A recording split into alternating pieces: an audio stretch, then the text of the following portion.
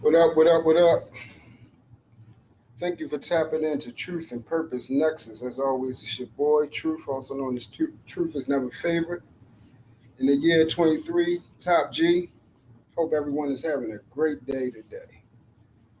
Um, we will now do the conclusion to Life, Love, Longevity.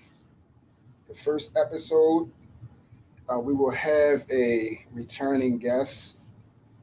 I have a pleasure to get to know this individual.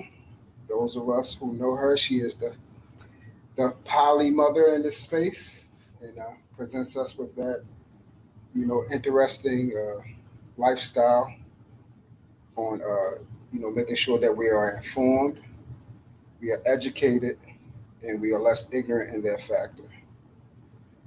So, without further ado, I will bring up this lovely, sweet lady. How you doing, Miss Polly? Hi, how are you? I am well, ma'am. Thank you. Thank you for blessing us with your presence once again. How are you No feeling problem. today? I'm okay today. I'm okay today. You good? You good? All Yeah. right. Love that smile. Love that smile. So, the last time that we left off, if I can remember, is you had now introduced us to I guess we would call the entanglement situation in reference to uh, your lover, his friend, and the proposition of you actually taking on being betrothed to his friend. Oh yes. Mhm. So, I guess we can go ahead and continue from there. So, fill us in, baby. Okay. So yeah, so I was saying before, I had been now talking to well my well he wasn't my boyfriend at the time because I just was thinking about it and considering actually dating him in a serious fashion because I had got a little older then, but then it was probably like about 2021. And so I was like, okay, this is something I could take a little more seriously. And then he had brought up to possibly marry a friend because his friend needed help. And if I would be willing to do that. And he was kind of talking about the scenario and things like that. But for me, that kind of indicated that he once again maybe wasn't as serious as I was thinking that he would like to be. So I was like, I'm not gonna take it serious, just like I wasn't gonna do in the first place. So um I did agree that, this sounded like a good idea. It sounded like a good idea for me in my situation, and I saw lots more benefits. I really took into account what I saw as a benefit, and it made sense to me at the time. So I ended up saying, okay, cool, whatever. And during that process, you got to get to know each other and things like that. And so I was starting to get to know him, and he was getting to know me, his friend. I mean, we really, really, just started really vibing. Like we really, really like to know each other. So if you didn't look at the video before, so I said that the gentleman who was, asking me to marry his friend, told you that like earlier we had went on a date initially a couple years before that, and his friend had won a game for him to go on a date with me.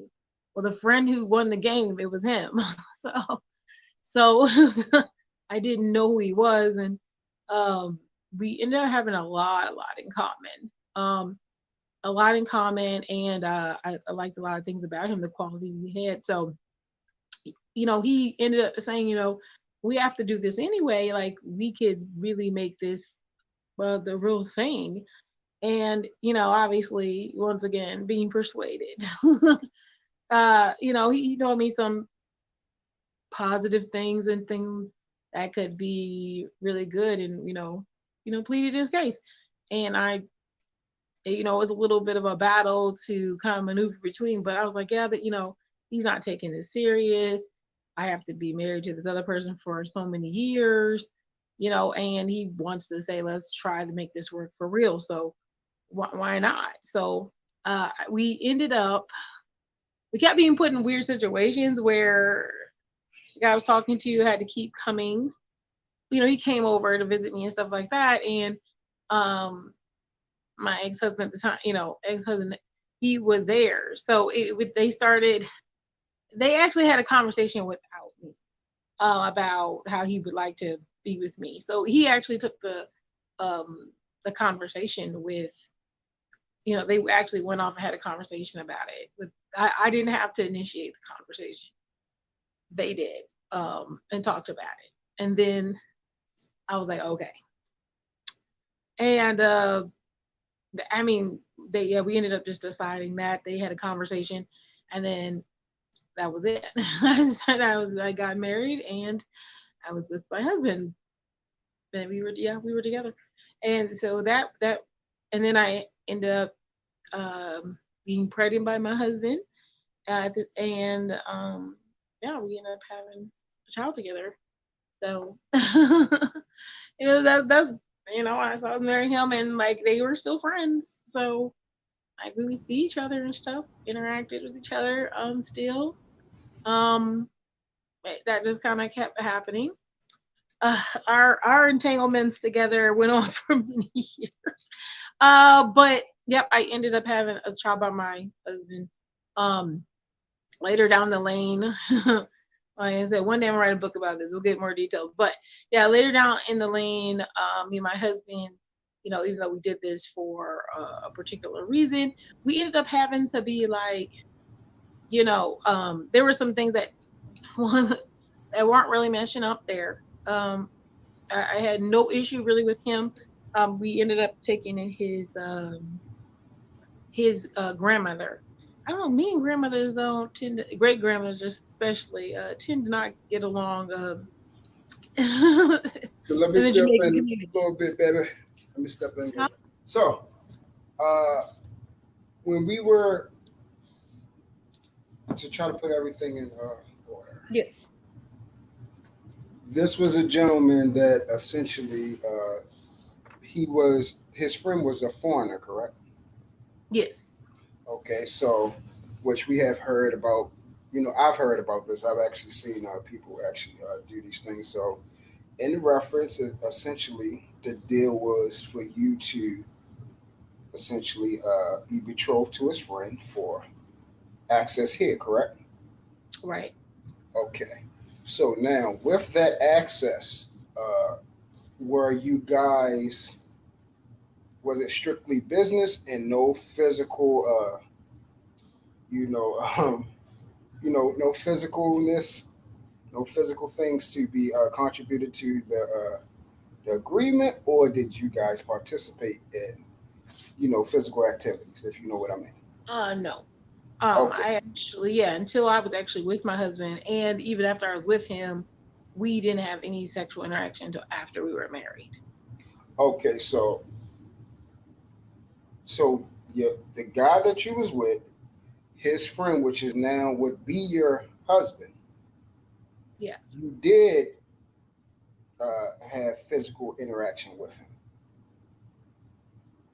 Wait, say that one more time to make sure I got it.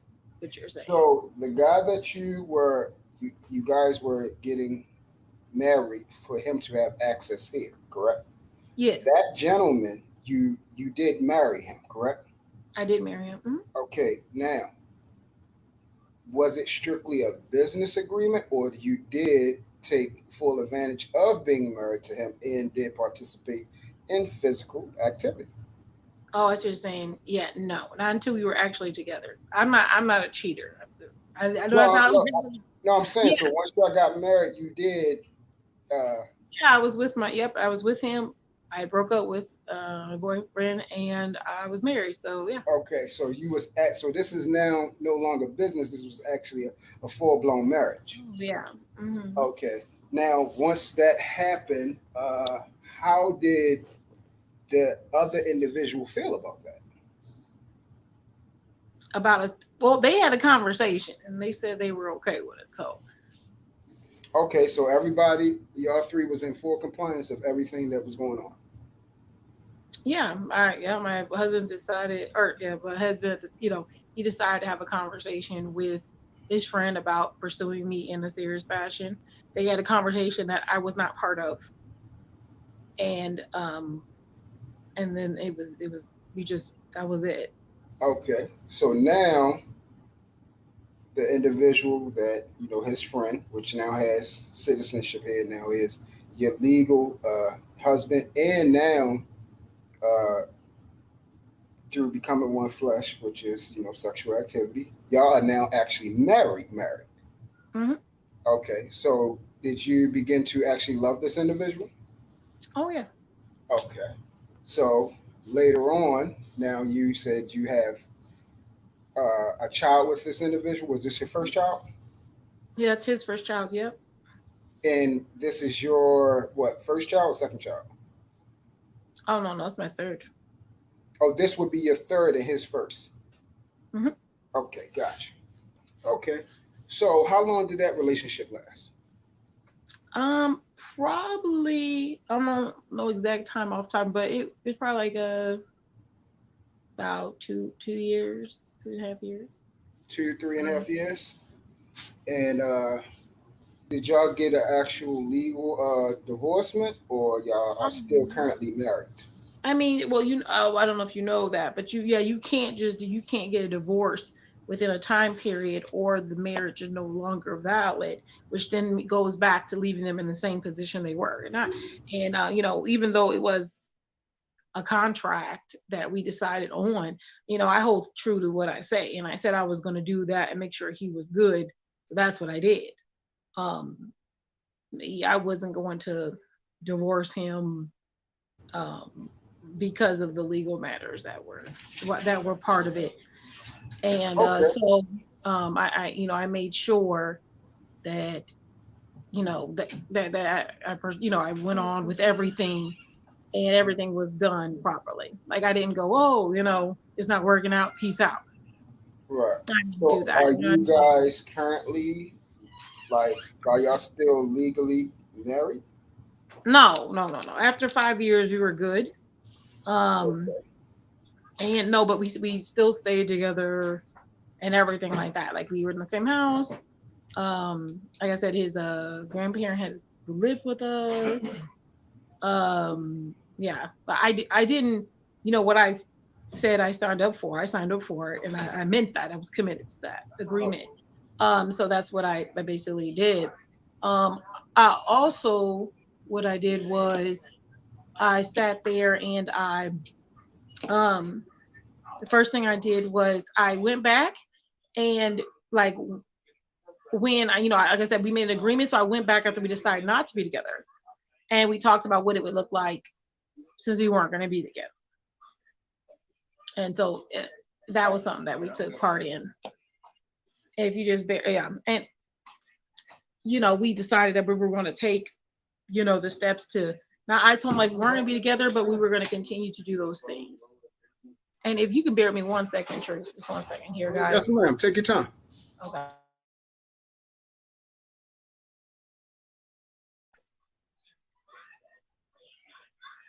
Can you still hear me? Yeah, you're not on mute. Make sure you put Okay. yourself on Because mute. I think my phone froze and it's not showing me what, and I just want to make sure, let me just make sure all this is good for it. Yeah, we can still hear you and see you. So I was just That's making sure if okay. you got to handle something, make sure you put it on mute. Yes, I'm just gonna make sure they're a little bit quiet.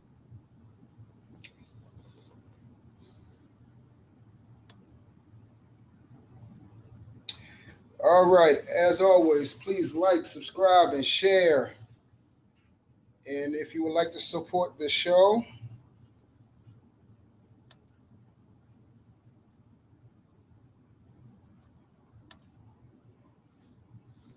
if you would like to support the show. But as always, thank you guys for even batting your eye over here. You already know I'm your regular neighborhood struggle streamer. Uh, just starting out, getting things going. Hope everyone is having a great day. As always, please build an individualistic relationship with God through Jesus Christ. Seek the Lord while he may be found. Please do your due diligence of love on and with purpose, as always. and let's operate in divine order. You know, God, Jesus, man, woman. Let's get that going. And through order, we can do what is called self evaluation, self awareness, introspection, healing, and then progression. So let's get to it. And as always, I appreciate you guys for even coming over here at all. You can be anywhere else, but you decided to bet y'all over here. So thank you. All right, let's see if our lovely guest is ready again. Oh, yes, I am ready. Thank you for giving me a second there. I don't even. Always, baby. It's a pleasure having So yeah, we decided we kind of talked about what it would look like.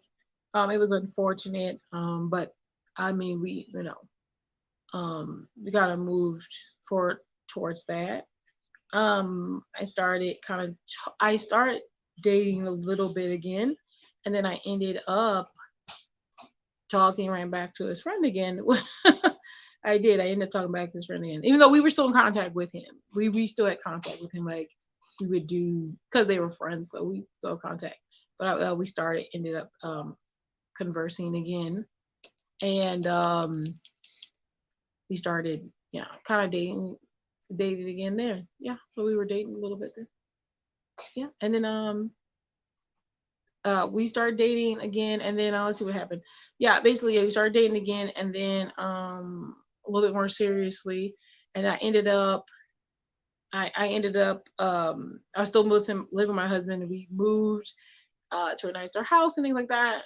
He started obviously he started being able to work and things like that, and um yeah, we started having um I ended up being pregnant by him. So then I had, well, I was still living with my husband and everything. So that's the so I ended up all around about. I ended up having child by my husband, and then we weren't divorced yet, obviously, because we were going to wait till the 5 years, and then I went back to my ex, and we ended up, yeah, having um I got pregnant. So then I had went through that whole pregnancy, and then he kind of moved back to the city to be closer to me because of that, and then we all kind of ended up being in the same house and living together for about, yeah, about the other 2 years, 2.5 years, and we all ended up living together. And I had um my child. So then I had, and that was his first child too. So yeah, so I ended up having a kind of a poly situation that side where I lived with my husband because we weren't divorced, and my boyfriend, and their grandma was there, and our children, and we all were in the same house for like 2.5 years. Mhm.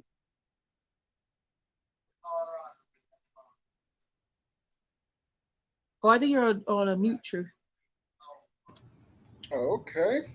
So, how long? Cause so okay, so at this time you were in a one-on-one or monogamous, actual marriage, correct? Yeah, yeah, yeah, I was monogamous then. Yes. Okay. So, how long? Okay, so how long after that did you start to participate in your poly lifestyle? And what did he begin your poly lifestyle journey with you, or he went his separate way? My husband? Yes. No, I wasn't poly then at all. At all. No, I wasn't poly then. Right. So, okay. So, while you was married to him, Yeah. after you guys, what caused you guys to separate? We just had issues that well, basically, there was like a family thing where he had some unhealthy connections with his grandmother, and I asked him to stop that and work on it, and he didn't want to do that, which is fine. But I told him I couldn't be in that situation any longer. So, I mean, he chose basically, and then we just kind of decided we're going to be together, but we're going to finish out those 5 years I was talking about. So that's kind of just what happened. So we didn't legally separate because of that, but other than that, we weren't together. Okay. Now, after you guys separate, agreed to separate because of the type of lifestyle that he wanted to continue on with, which is fine. Everybody has their choices. Is that when you started to begin your poly journey? No. Mm-mm. Okay, so what happened after? I started talking back to my ex, and The one we, that hooked you up with him? yeah, and then we just I don't really do too much more than that. Yeah, and then we just stayed together. Okay, so you went Well, back. So how was that? What was that like? oh, it was fine. I mean, I felt like it was fine. I felt like Sound like it was just you, like normal, like just dating somebody again. It was normal for me. I didn't feel like it was anything extra. okay. Yes. So how long after your escapade with him once again did you start your poly journey? Oh, years later. Years. Years later. Yeah, years later. Because yeah, after we were together, it was like a poly situation that ended up happening because I live with my husband still. But the lifestyle of having two men living in a home with me, yeah, they live with me. We all live together and we live like that. And then Hold on for a minute. So mhm, when you guys okay, so let's put this in so it won't be convoluted so our audience understand. The guy that you are legally married to, mhm, you guys had agreed that you were no longer going to participate in the marriage, even though you're legally married. right. You chose to then uh, participate and go back to the gentleman that actually put y'all together. Mhm. Okay, now in the midst of that, were you still dealing with both, or just the gentleman that put y'all together? Yeah, just the man I was put us together. It Okay, was very but you still monogamous. Yeah, very. It right, would. but you was living still with your husband. Yeah. Gotcha. Okay, so now after that, after like you said, years went by and everything like that, when did you decide that you want to take on the poly lifestyle? Um. Let's see. Mm, it's probably like 5 or 6 years later. Mhm. 5 or 6 years later? Yeah. Okay. Yeah. That's right. And how was that conversation with him? What was that like? Um. Uh. For real, actually, very easy. What I did was knew that who I'd rather like to try it with, which was my which was a different ex that I had or like earlier in life, my first child's dad, who had changed over time. Obviously, had been very many years later, and I ended up I sent them a video about what it looked like a polyandry woman with two gentlemen, like their relationship. And I sent the video to both of them and I said, I'd like to try that. And then they said yes. It's that simple. It's really that simple. So you said that say that one more time so I can make sure I got this clear. Sure. So I saw a video that kind of showed a lady with two male partners and she was polyandry and she was talking about how it was and how she liked it and all that. And I was like, I would like to do that. So I told them I sent them a video, the video I watched, and I sent it to him and I sent it to the person I was thinking about doing that with, who would be a good option to try this situation with. And I sent it to them. And then I said, what do you think about this? And then the response was, okay. Okay, so the gentleman that you returned to that hooked you up with your husband, you sent it to him, and then another individual that you had chosen. Yep, it was my first child's dad.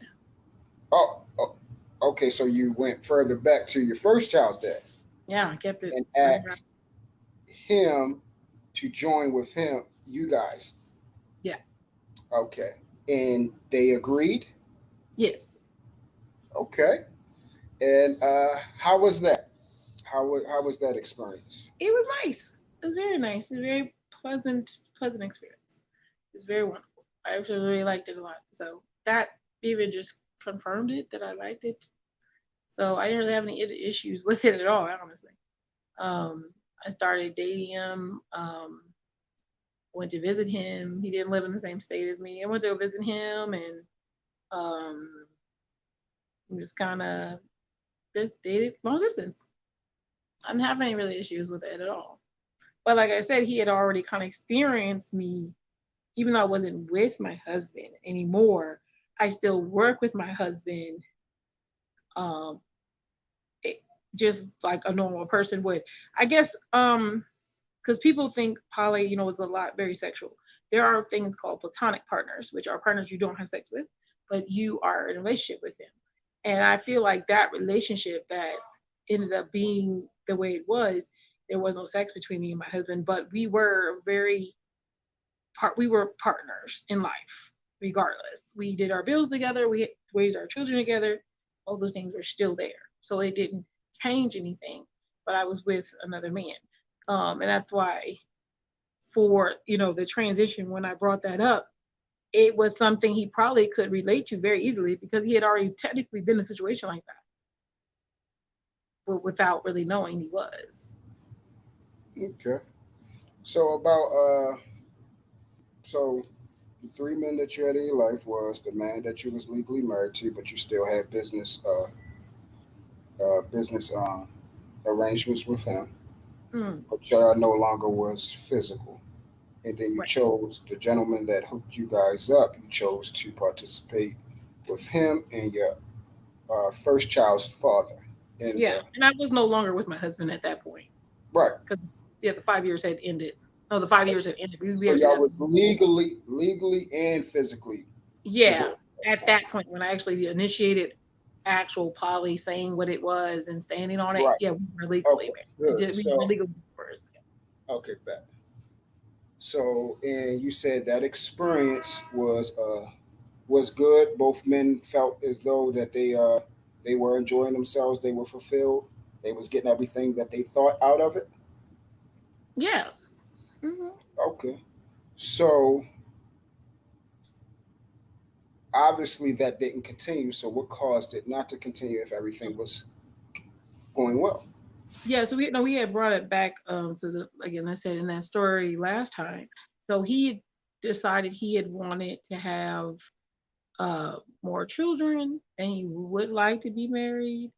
I'm still close to his mother and sisters and grandparents still at that, even at that time. And so that's what he was telling me he wanted in the future, but I didn't think I wanted those things. And I was like, I feel like you shouldn't, um, you know, I don't feel like you should restrict people from, feeling happy and complete in their life. So when he told me that, I knew that's something I wasn't able to give him. And, I told him, you should pursue that. So he did try to pursue talking to other people and things like that. And then when he found someone, we just ended it in a positive fashion. And that was it. Yeah, we just ended in a positive. Said, he found her. He's like, I really want to take it serious now. And I was like, okay, that's cool. And he pursued that, and then they started dating. So it was like a mutual like, I'm glad you found someone. That's awesome. And then we just ended our situation. It was real peaceful and nice. The peace that people think you have to break up in a bad way, that's not necessarily true. If you really value someone's happiness and you're honestly wanting them to be happy, and even if that's not with you, and you have to realize sometimes someone else's happiness doesn't have to be with you, and that's okay. And so that's basically what it was. It was just I knew what he wanted. I couldn't give that to him, but while he was looking, yeah, we still dated and enjoy each other. Even now we're not together, but the only thing I do now, because people are monogamous and I respect other people's monogamy, is that if you're with someone and you, and obviously there's boundaries when you're monogamous, I would respect those boundaries. So no, we don't talk as much anymore. We don't do things we used to do. And I'm definitely not dating him. And there's boundaries because of those things. But yeah, I mean, I wish well for him if he called and asked for help or something. I'm positively cool with that. No issue.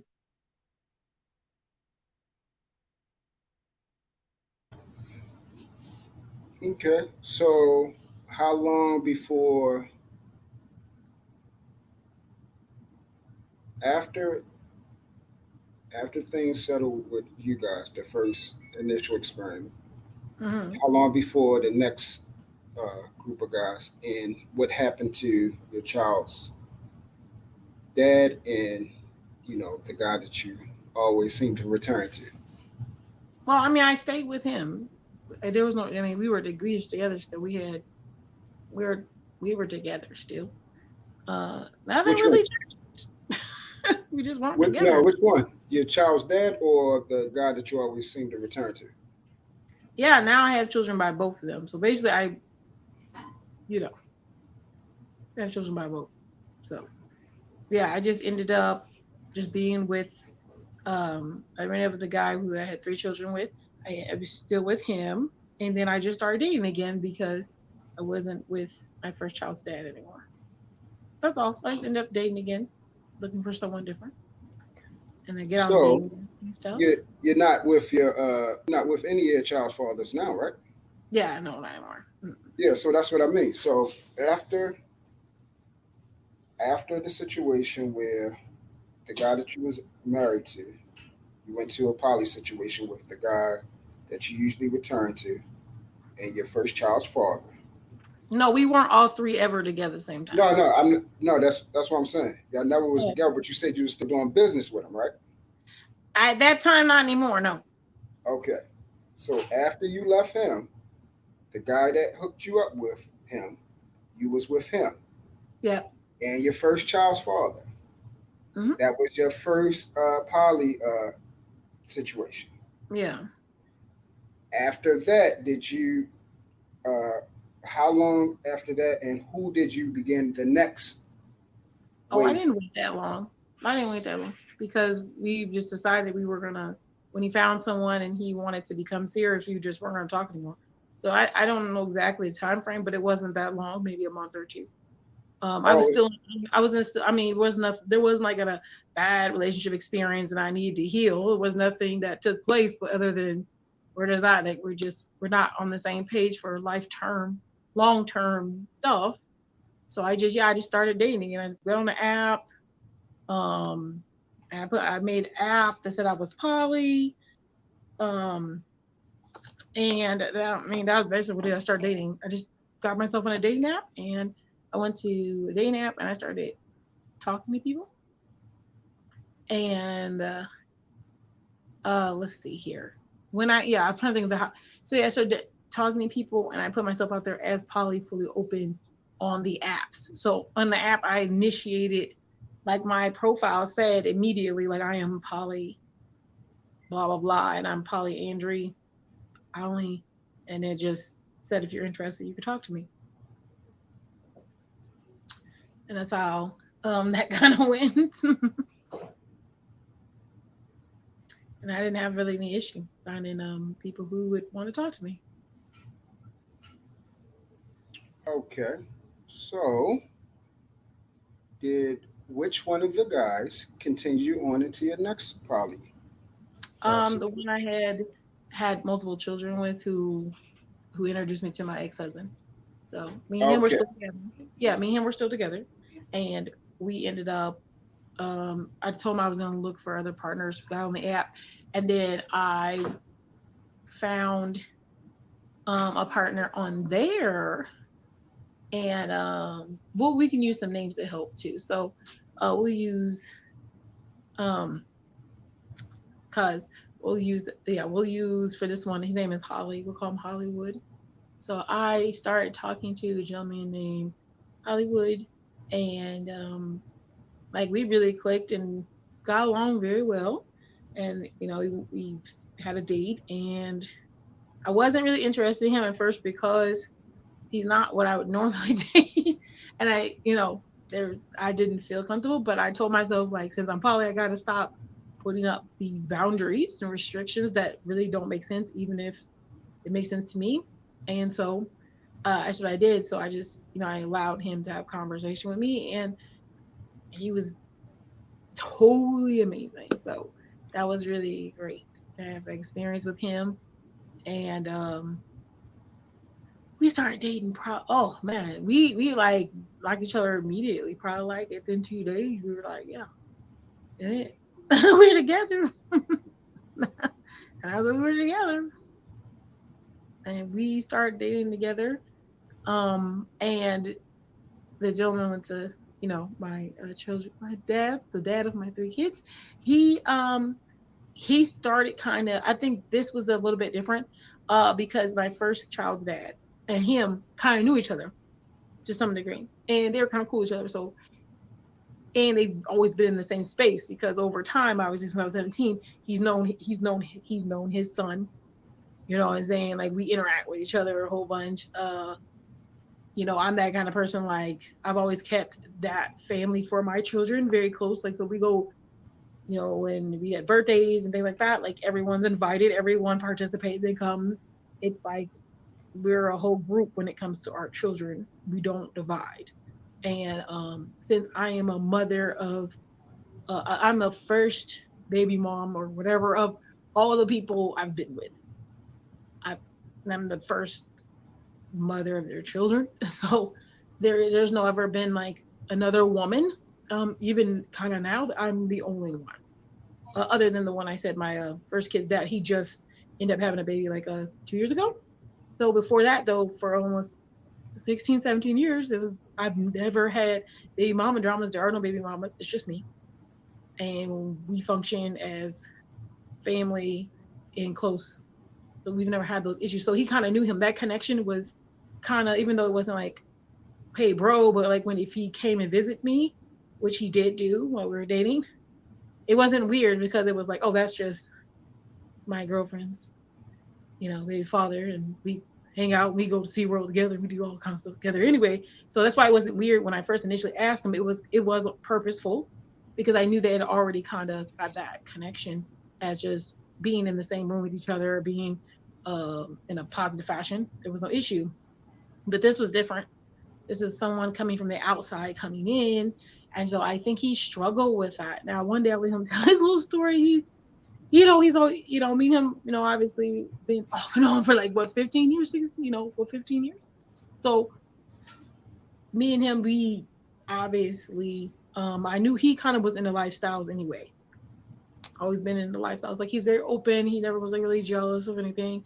He had some boundaries, but like it was very easy to be with him because he allowed me to be me and be who I was, just flirtatious and stuff. As long as I didn't violate boundaries, I don't cheat, things like that. You don't have any issue. But this gentleman coming in who's new, you know anything about, who obviously is younger, he's even younger than me. This was different, so maybe that kind of was a lot for him. And we were get very, very close. So that experience was probably a lot different for him, just to say. So yeah, I started dating him, and we got really close really fast. I felt so connected with him, and it was a really kind of interesting interaction with him, because I also feel like, I feel even now, because we're still together, I feel like we are like sometimes almost so similar, it's disgusting. But then we're not too, we're also very different. So it's just some things, I guess our life stories and stuff like that are very similar, but we can really relate to each other um through our lives. We had a lot of the same experiences. So that was interesting, even from being in the same states and things like that. So it was very, very interesting. Do you have any other questions? Move to the next Yeah, part. no. So We got Hollywood, and we got I'm gonna call him the one because we're gonna talk about him after Okay. everything. So we We got can call him Hollywood, three. huh? We can call him three if you want. Cause I'm for me. I'm gonna just retain him as the one. But if you okay. help it be three for you, we're gonna Okay. talk Well, that's about him fine. after everything. So, Okay. how long did Hollywood and who you call three, uh, and you guys? How long did you guys last? Oh, as all together. Yes. Um. Oh, I don't know. To be honest, the time for me went by so fast, but it was months. Then, like I said, he didn't. The one he was really struggling with that transition. Um, he struggled with that really hard, but I try to end up trying to work on some relationship stuff because that was really really important to talk about, like, getting close and working on our connection and why we first initially got together, and there was things that I want to make sure we were connecting the proper way because I felt like I am connecting new with someone else, fully open and honest and loving them unconditionally. Even though I do that with him, I felt like there was a lot of issues we never cleared up, a lot of things we needed to kind of, work on. Like I wanted to get connected with him and renew that. And I think he saw it as me trying to point out maybe bad things, maybe. But I was just like, I just want to work on our attachment issues and how you attach to me. Let's work on healthy things. And he doesn't really want to do. And I started saying, like, I think that you like the idea of me, and maybe you don't like me as me. Um, it wasn't an argument. These were just really actually conversations we would have. So they were always positive conversations. We were trying to discuss that out and work it out. But he really struggled with it, and at the end of it, I just told him, like, you can't handle it. I understand. Like, I can't blame you for that, or if you can't handle the situation, but I'm not going back to that. We had some other issues where he was deciding to possibly be a lifestyler, and that was before even my new partner had come, Holly had come about. He was thinking that I wanted to be in lifestyles, and I don't. What's that? No, lifestyles is basically more of a sexual connection, and which he's into, which I've always known. Like he'd be okay with doing wife swaps and girlfriend swaps, and you come to my house and you go. Like, he's okay with that. Like, Oh, but he's down for whatever. yeah, I'm not. I'm not. Yeah, I'm not. I'm, his name, like, I'm not down for Oh, that. So he's in full Sodom and Gomorrah mode. He's in he that ready, type of place. Oh, dang. right? I'm not. Oh, But I knew that a long time ago. That's why I said I knew it a long time ago. I don't know why he was confused, but I knew. And I just, that's why I was like, no, I'm not really into that. freakazoid. He just I don't think you're free. I mean, if you're okay with certain things, that's cool. But I wasn't okay with just casual sexual interactions. I'm not into that. It's not for me. So that's okay. I'm in it for other reasons. So yeah. And that's why I said we just kind of didn't click on those things. And I think when I got with my Hollywood, he saw the actual connection that I was looking for, which was more mental connection. And actually, like, this is someone I want to try to be with. And then that's where I think he was like, oh, wait a minute, this is different. And I think that's what kind of took place. But so we started dating, and on top of that, even though I was dating Hollywood, which if you look on my YouTube channel, I have an interview with him about dating me. So Hollywood is on there. He talks about dating me. And during that transition, I actually started dating someone else too. During this time, I was still open to dating. I was. So I started dating someone else too. So I was end up being with he was a sheriff in Miami. So I ended up being with a sheriff in Miami through this process, and got on the app Tagged, which is like a dating app. And he ended up seeing me talk about different things and being poly. and he pursued to try to talk to me and said he wanted to date me. So I started dating him All in right. Hollywood. Well, before we And go to the sheriff of Miami, let's make sure we discombobulate. yes, So Hollywood is still here. The yes. one or who you call three is now gone. No, he's there too. I started dating all three. Okay, so now it's four of you guys together now. Yes, Okay, okay. And you said this is a sheriff in Miami? yes. Okay. So Hollywood, the 1/3, and sheriff of Miami. Okay, go. So how was that experience? What's going on? It was fine. During the time I was also kind of separating from the one.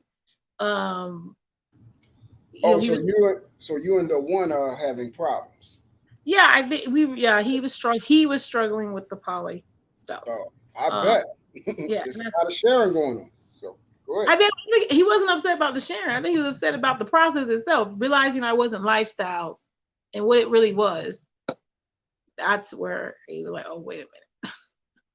So yeah, I was started dating the sheriff, and then I did end up ending it with the one, and we separated, and so we did end up separating, and then I was just with Holly and the sheriff, or Hollywood and the sheriff. So I was just with them. So it got to the point where I was just with them, and then I was just with those two. Um, Okay. and So the um, 1 and 3 is gone at this point. the one, yeah, there's yeah. Okay. So how was the relationship? Did it seem like the relationship started to flourish more better now that he was gone? I mean, it was still flourishing, I guess, because I kind of compartmentalized, like so. That breakup is just breakup, and it was unfortunate, but I still was still having a good relationship with Holly, and I was starting a relationship with the sheriff. And they were good. They were really good relationships still. Yeah, learning how to kind of co-parent. And my phone is dying, so I probably have to hop in on this one so we could just transition easy. But I didn't really have an issue with any transition really, but that, like I said, that last one where the one was kind of struggling, and since we had been there for a while, our separation took a little bit longer, which was just fine. And I made sure he was good when we transitioned, and I had been we had been a big part of each other's lives for so long. So definitely I helped him with that process of finding a place that was reasonable, talking about what we're gonna do with the kids. Like that took a little time, and I had the support from Hollywood. And when I was meeting new partners, it was cool. It was cool. Like I really was actually enjoying myself a lot. Um, and then I plan to obviously meet the sheriff, and that's where actually the sheriff is.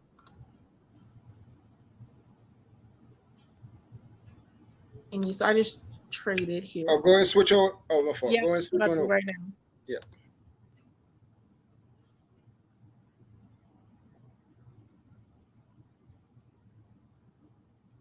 You on mute, sweetie? There you go. Okay. So here we go. Okay. So uh, I ended up just switching to just back Oh, dating. this is going. You probably need to take your video off because it's going in and out. Still So open just do today. avatar mode. Let's see.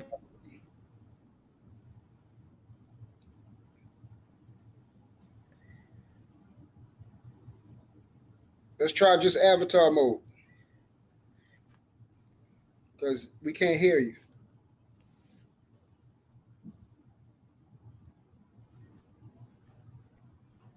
So, uh,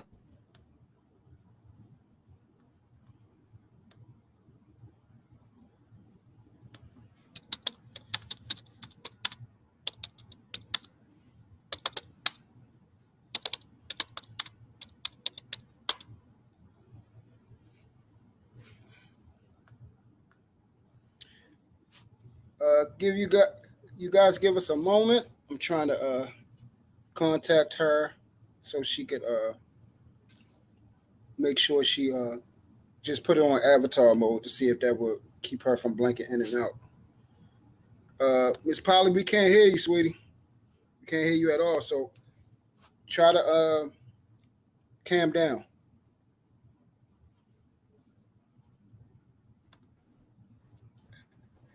Calm down. Calm down.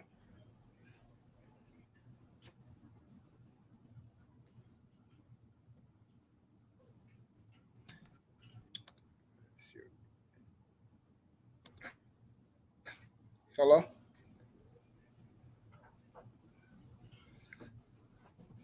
Yeah, we still can't hear you. You oh, I haven't said anything. You hear me now? Okay, there we go. Yeah, there we go. Good. You hear me Hello? now? Yeah. Okay. Yeah. I had I think it's on a little delay. but Oh man, it's still blanking out.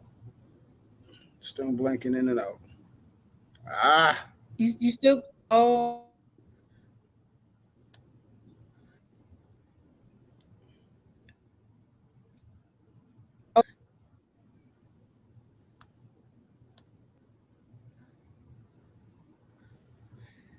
you hear me now? it's still blanking in You and hear me out. now? Yeah, I can hear you.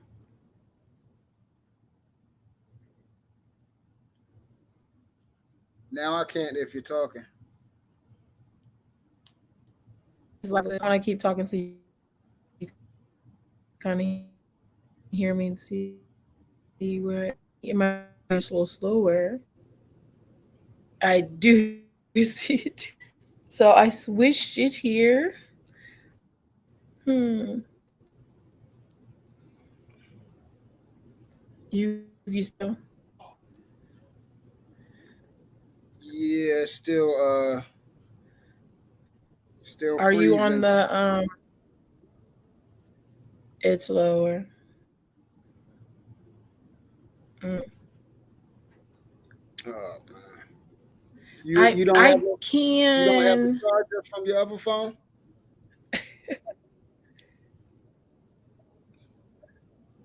I do, but just let me check it real quick. Let me switch it.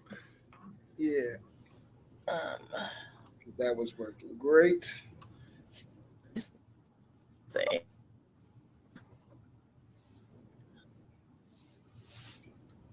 I'm gonna come back. Okay.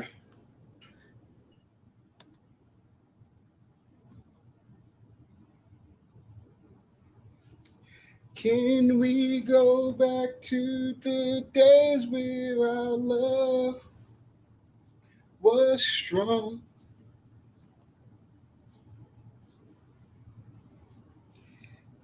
Can you tell me how a perfect love goes wrong? Okay. Okay. I don't know if that There we helped. go. Um, There we okay. go. Looking great. So hopefully, yeah. So it was dying. I had my charger, but it's just like this charger's a little weird. I don't know, but this one's a different one. So we'll see if this Okay. holds up. Yeah, it's doing good now. It's working great. Okay. Perfect. We'll see what happens with the charger. Hopefully, if it just turns off, we know what happened. I'll watch it while it's going to make sure it's staying charged. But All right. yes, So Hollywood, the South Beach share. Sheriff, and Yes. you guys, you said this was going great. Everything was going good. The household was operating. Was you Yep. guys under one roof? No, nope, nope. I was Okay. actually living by myself at that point. Okay, so you're living by yourself. South Beach Sheriff was living by herself, and Hollywood was living by herself. Yeah, because he didn't live with me. You know, he lived in Florida. I didn't live in Florida, so I All lived. right. So Yeah. obviously, currently you're not with them guys. So what caused that? No, I'm with Hollywood still. Are you still with Hollywood? Okay. Yes. So I'm uh, just not. I'm not with the sheriff yeah, anymore. so what I'm not. caused the sheriff What caused South Beach to leave? What happened?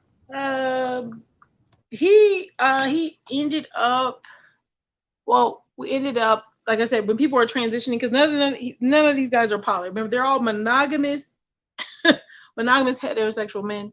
I knew he was probably still talking to people because I told him, like, what poly is and kind of like the transition and what that looks like, and talk about boundaries and things like that. And I kind of knew he was still talking to people, and I told him, we need to have the conversation about that. And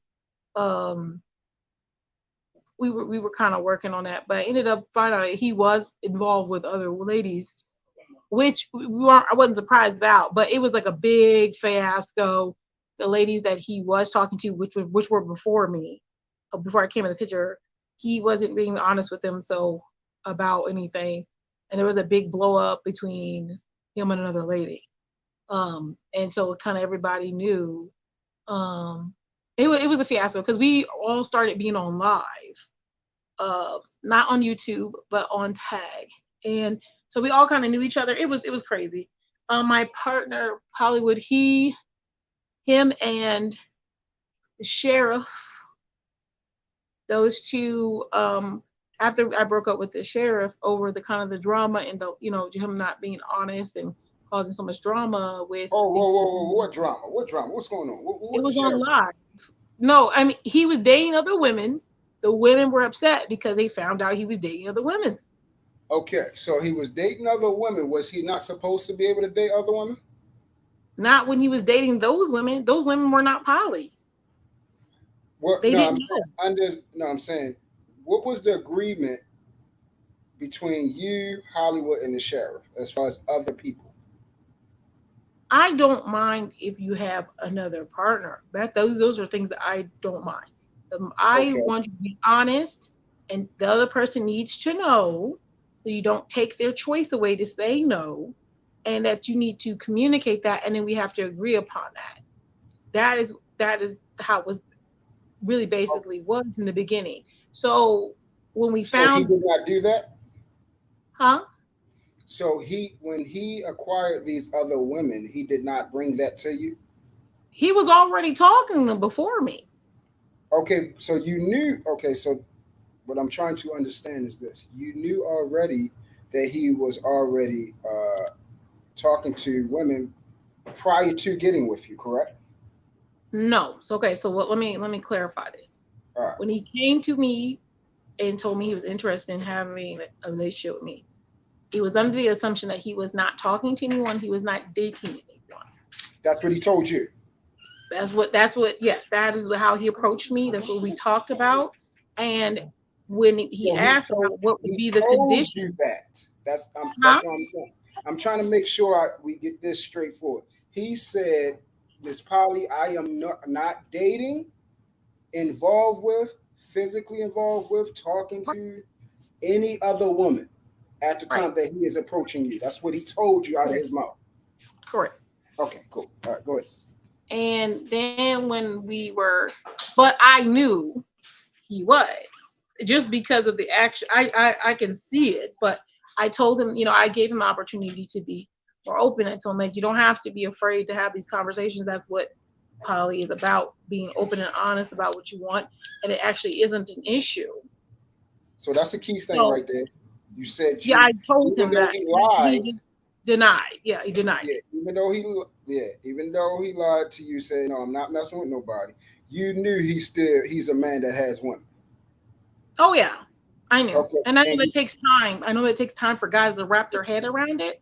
So I wasn't like all in a fuss. Like, I know it takes time for you to get to a place where you know that I'm not just BSing you. So no one is ignorant in this situation right now. No, but the only people ignorant are the other ladies. Okay, so they didn't know that he was involved with you and the other guy, the situation. No, and they didn't know that there was even more of them. They didn't know that either. Okay. So they didn't know. And so one of them figured it out, and made a big scene. Did they approach you in any type of hostility? No, because everybody knows what I'm about. That's why it don't make no sense. Yeah, do it to me. It wouldn't make sense. It literally would make no sense. The only thing I was approached about was they asked me, did I know about the other folks? Other than that, and that was just a question. There was no hostility. It was really a conversation. And a lot of people got their feelings hurt, and he had did some things inappropriate. We won't even get into his business because because after this and during this time where it was a big thing, I still had conversations with him during the episodes of all the women getting very upset. So when we were having these conversations, because I was telling him, like, you made a big mess. Now, you got to kind of go back and reevaluate a lot of this. We need to go back and kind of see what's going on. We had conversations about what happened and things like that. And, I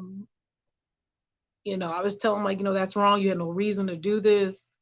And it just didn't make sense. So we had conversations. That definitely had lots of conversation afterwards. But that wasn't even the issue with us. I mean, like I said, I kind of knew. I thought there was maybe one. I didn't know it was more than that. But he was honest with me, at least with me, about more information about what was really taking place, and we worked through that. So, that was fine. And even during that, like at the end, I said, since you violated our trust, and my partner, we don't like that. This is not we can't be together. But anyway, so at that point, there was my partner still like went to his lives and stuff. Like they were cool. Like there was no issue.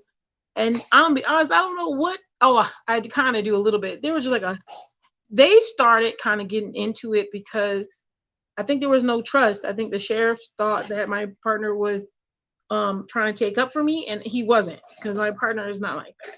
So Hollywood is not like that. Hollywood is like, you decide to date that person, you had a bad experience, it has nothing to do with me, and whatever happens, you have to deal with that. Now he's not like that, but he was very blunt with me and honest with me, and he said that's got nothing to do with me, and especially not in the realm of lives and social media, and what y'all had going on is not affecting me. I'm going to still hang around the same people and go into lives and stuff. And honestly, it was valid. There was no reason for him to separate from I didn't feel violated. It was cool. I didn't like to hear it, but it was cool. Like I knew what it was. And so he still kind of hung around the lives and stuff that the guy was in, which he does have really good lives. See, like, it's just honest. He has really good lives and things like that. And he was actually like a top badge or whatever. I mean, he did really good. Let me be honest. He still does good now. That's just what it is. He's really good at conversing with people and being alive. And Hollywood and him somehow got into some kind of argument. And it had nothing to do with me. Had gotten into an argument about some mistreatment, or it was just bad. And I'll be honest, at this point, I mean, I'll be honest. At this point, I think they had got so many smart ass. Sorry about the language, but they do not like each other at all. And it was an experience being the one to see them, and sometimes even being a middle person to some degree of the interactions of them two not liking each other, even though I wasn't even with the sheriff anymore. It was bad, but it got worse when my partner didn't really like him anymore, and they started being really, like they're like on site. That's how they are at this point, unfortunately. Wow. Yeah. So it was now to the point where it was animosity and vitriol between the two. Between those two, and those two do not like each other in any fashion. And it's not even about me. It's just, I guess somebody got disrespected. Okay, so did they ever get into anything physical? No, we don't live in the same states, but they said if they want to see each other, It Yeah, I is mean, what even, well, you don't have to live in the same vicinity to come somewhere and get physical with you can somebody. catch these hands. Yeah, I mean, Yeah. I definitely don't provoke. You know, I yeah, I mean, that's where they got. At this point, years later, are they still there? I know they don't like each other, and I know that they taunt each other still sometimes. Oh, still Um, to this day? oh yeah, Oh yeah. absolutely. All right, that's what's Like up. like my partner has it on his like profile, like if you mess with him, don't talk to me. Like they Oh yeah, serious. yeah, yeah, yeah, yeah, Like if they go into a live together, like if somehow they end up in a live together, like they yeah. Nope. yeah. That's how. Yeah, it's a certain individual that is Does right that now. to you? I haven't had any enemies uh for quite some time. You know, Oh all Lord. of them have gotten disposed of, but it seems like I still got a job. Got one more job to take care of. A bag of trash I got to take care of. So, yeah, men Yeah. already know when it's on that type of time. It don't matter how many years. You know, you just got to be patient. And when that time presents itself, because again, this world is not that big as people think. It's All not as right. big as you think, especially if you're a person that commutes, that travels, that gets places, and also if your reputation precedes you. You know, I know people in various states and cities. You know, my family is vast. Um, Also, in my family heritage, in my family tree, I'm multicultural. You feel what I'm saying? I have actual Native Americans in my actual family tree. When I go to family reunions, you see them, and also I have Mexican American, in my family tree. So Mm. very multicultural, very vast, been in different environments, situations. So I can understand if somebody, especially being an actual man, if they saying it's about that time, it ain't. It's always gonna be about that time until it's handled. So it is what Those it is. yeah, So, those two definitely have that energy that it's not yeah, positive. But and you know, it is what it is. And, I mean, you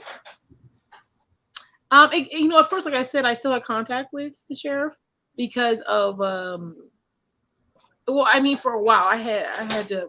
That one was a little bit um that one took a little bit of separation because we were still talking, not dating, but like having conversations about just having healthy relationships and what that could look like for him and what was he really. So we were pretty cool still. And my partner, obviously, when they started not liking each other, I actually didn't like each other. Then my partner did ask me at that point, like, to stop contact because they were antagonizing each other, and me having him have access to me was causing issues. So then we totally had to cut that situation off. Um, and exactly, yeah, and I mean, and like I said, that it was like it is what it is. So sometimes even if we bump into each other, it's like you know, I'm not rude, but I respect my partner and his wishes, and I'm not going to have that interaction. So it's just what it is. and see that Yeah. type of that respect level is rare, and I appreciate that about you. A lot of women can actually learn from that because it's a certain type of way that you're supposed to move, especially if you have respect for the individual that you consider valuable. And it's not just women; it's people in general. I try to tell people, depending on relationships, business, familiar, personal, otherwise, you go to the person that is more valuable to you, and that's the one you side with, especially if they're bringing some sort of compensation, some sort of tangible that can help you progress in any part of your life. Certain people that I consider invaluable, that Right. above all, that I will consider them over whoever. That is how I move as far as when it has to do with loyalty and everything. And a lot of people don't understand what loyalty actually is. They don't even know how to operate in it. And it's basically only contingent upon their feelings and when they think where they deem is applicable. But that's not what loyalty is. In other words, I'm not loyal because Polly is loyal. I'm loyal because I'm loyal. So even if you break your loyalty to me, that doesn't mean I break my loyalty to you. Right. You feel what I'm saying? Versus, Yeah. like, I give you another example. Let's say we're in a relationship and you cheat. I'm not going to cheat because you cheated, because I'm not a cheater. You feel what I'm saying? Yeah. That's how it is. People don't understand. If you move based off of another person's principles and movements, that invalidates who you are as an individual. So, uh, Yeah. yes. All Yeah. right. So So South Beach is gone. He done messed yeah. up. He done excuse my French. He done fucked the money up. So let's go. And so that experience for Holly, that was not good because then I think he didn't really trust because like I said, even we were doing lives and things together, like we actually like interacted with each other. Like he would come to live, he would say hi. So that was like the first time my partner had actually interacted with another partner, or Hollywood had interacted with another partner, and to see how it was. The first one wasn't so bad, with my with the one. That interaction was cool. Like they're so cool now, still. So it's like whatever. And this one was just a bad experience, unfortunately, that he experienced. With a bad where how like me breaking up with someone and then them actually like not being friends anymore just kind of sucked. So I didn't know how he was gonna take me talking to someone new. Oh yeah. So I did. I started dating again. Okay. And So after South Beach is no longer a part of the fray, who is next in line? Who do we have? Who's the successor? What um shall we call him? okay, so now at this point I was a little hesitant and we took a moment. We took a Y'all took a moment. It was break. just me and my partner for a minute. It Okay, was so just it's me and just Hollywood for a Hollywood. minute. All right. All right. So All right. And how was that? yeah, that was good. Like we were good. It was just me and Holly, and we were fine. And we were healing from that experience because it was so dramatic. We needed time. We needed time to pull it together. Me and him needed a little time, and we did. And then I started talking to people again.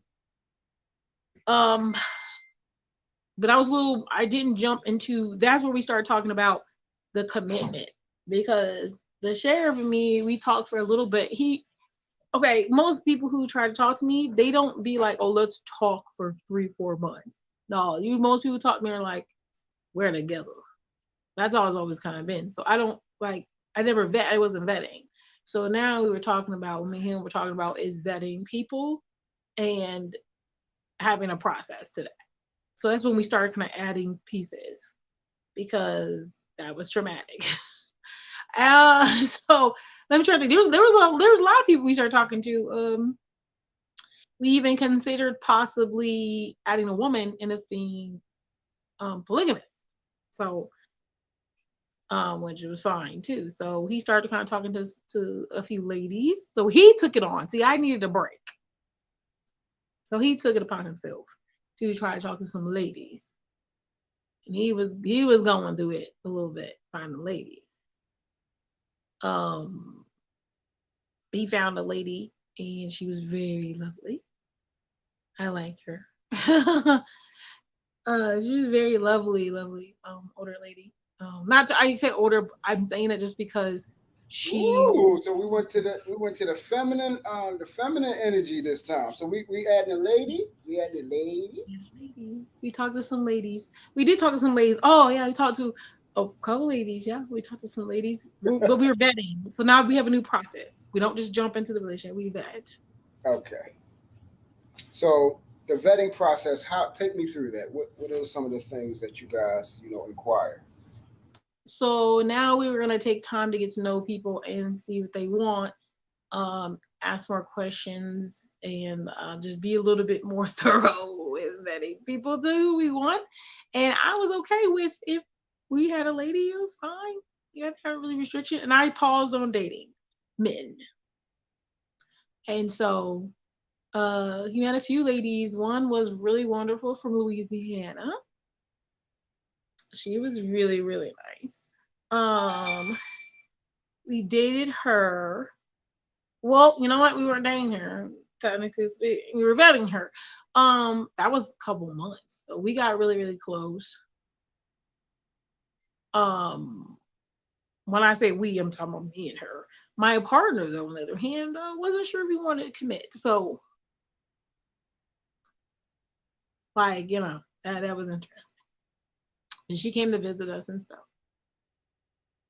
It was an interesting process. So we kind of dated. So he dated some ladies, but no, he didn't actually like. We weren't with them.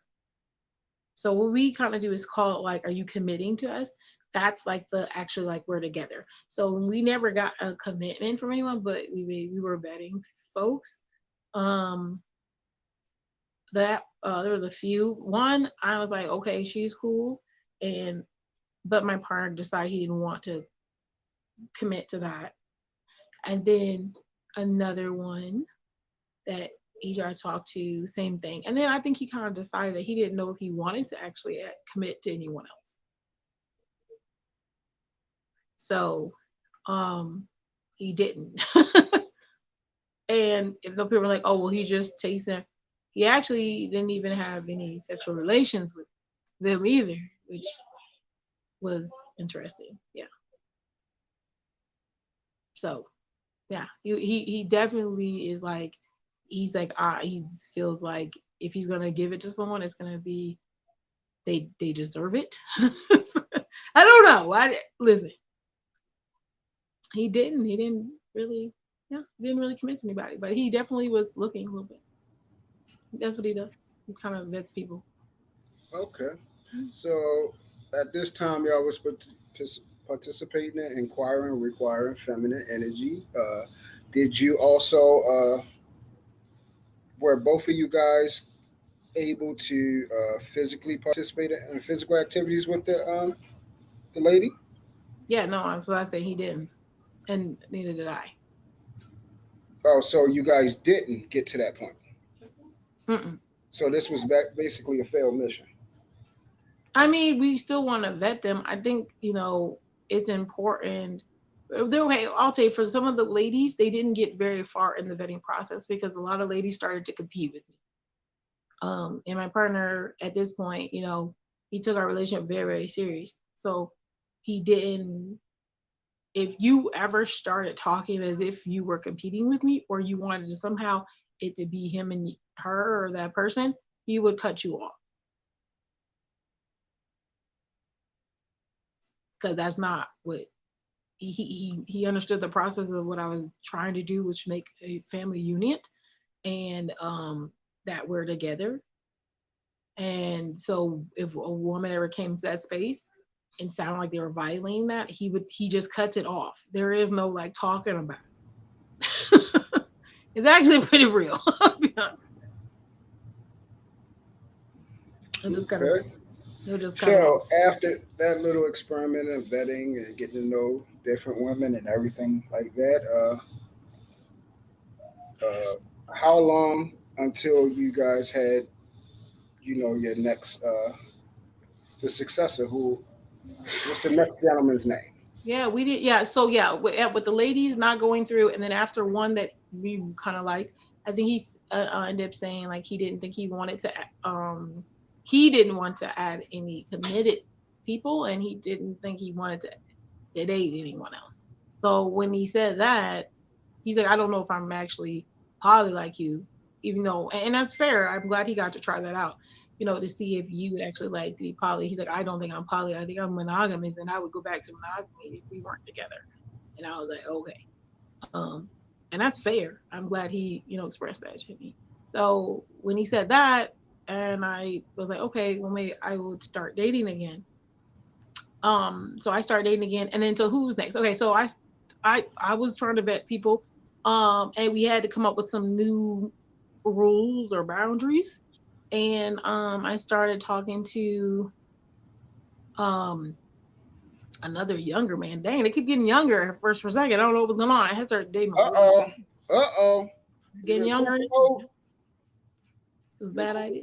You in cougar and milf mode, huh? I don't know what happened. It just started younger, like I said, the apps I was on, the younger ones were talking to me. So it was whatever. I did a few people. The vetting process does not include sexual interaction, so it doesn't really happen. So we just based on this, go on dates, getting to know people, and them to know the process, and then we talk about it and see if we mesh. So the next person, let's see, like I had some little, like there was one gentleman who was amazing. He was the one who was like a little bit older than me, and we talked for a while. And yeah, he was pretty cool. I used to go to his house for the night and the weekends and stuff. And I come back. I got him downtown because where he lived. We'll call him. And we were cool. Like we really were awesome. He was an empty nester. He had been married for 10 years, and then he had a child who was in college, and so he was by himself. And so he was interested in talking to me. And okay, cool.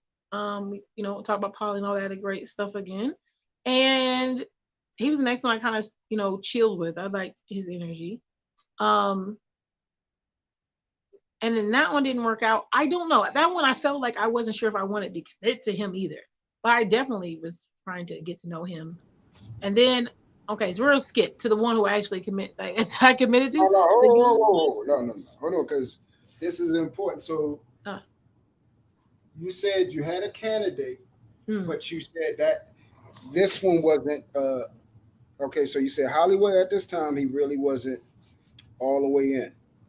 He was letting you know his feelings of, even though he's here with you because he cares about you, loves you. This poly thing really ain't him, but he's willing to do it because of you, basically. Right. Yeah, he's okay if I do it. Right. He doesn't want to do it. So now you have you said you have a candidate, but you said what was the problem that this didn't really work out? I didn't know. I used to ask Holly all the time. I was like, well, I don't know if I really actually like him enough to commit to him for a long term. Like I wasn't sure. And I was like, but I like being around him. I like his energy. Were you already physical with him? No. Okay. So y'all just, went out, hung out a couple times and everything like that, but you really wasn't feeling him like that. A couple months, like 3 months, actually. Wow. Okay, so it was a lot. I ain't lying to you.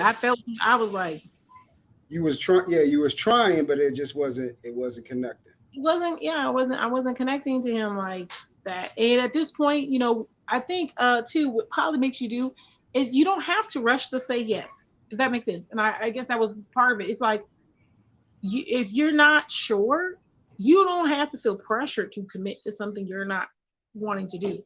And being physical with someone at this point, when you're poly and you already have a partner, there's no pressure. Right. Okay. People are like, oh, I just wanted to get some. I know if I want to get some, I can go home and do that. Like I don't have to go and do it with the guy I'm betting. I don't have to do that. Mm-hmm. I don't have to have those interactions with people when I don't want to, or I'm not sure if I want to be connected with that person physically or mentally to that degree. I have a choice. It makes the choice factor so much more important. So no, I don't have to. That's why people are like, now they think it's weird. I was doing it before, but even amplified it even more. Some guys are like, oh, I would never wait. Yeah, you say it all day, but when I'm telling you, I don't have to do that with you, and if you're not okay with it, that's cool. Right. And I even allow the space for this. So if I was dating someone, I also gave the option for them. Like I'm like, I know you probably have that boo on the side that you get it from while you're trying to find a girl, and when you find a girl, then you cut them off. You can continue to have that sexual relationship while you're getting to know me. I'm okay with that because you're not having sex with me. Right. You're not. You know what I'm saying? I'm not really worried about that. And if you're really into this mentally, like it's supposed to be, you're gonna, you can, if you need to get that one knocked out before you come hang out, please do, and then come hang out with me. That's cool. Like I'm fine with that. But you don't have to lose that sexual partner if that's what you're wanting, or you feel like, oh, a man needs. Well, you can still fulfill your needs while we're vetting. Right. So that I'm not saying he held out for me the whole time. I'm saying he didn't have to wait for me. he could go do something else if he wanted to. And we even discussed that, So it was cool. So yeah, like 3 months, I got to know him. He just stayed at his house and things like that. Somebody said that's wrong, but whatever. Like I used to go over there on weekends and I go to work, and that was the person I went to the weekend, and to the point where Holly would know, like, oh, you're going over there this weekend. I say, yeah. Make sure I'm safe when I got there and stuff. Yeah, it's pretty regular. And then when I figured out, I don't think this is going to work. And we even got to the point where we were talking about adding a lady with him. So he was talking about maybe he should add a lady possibly.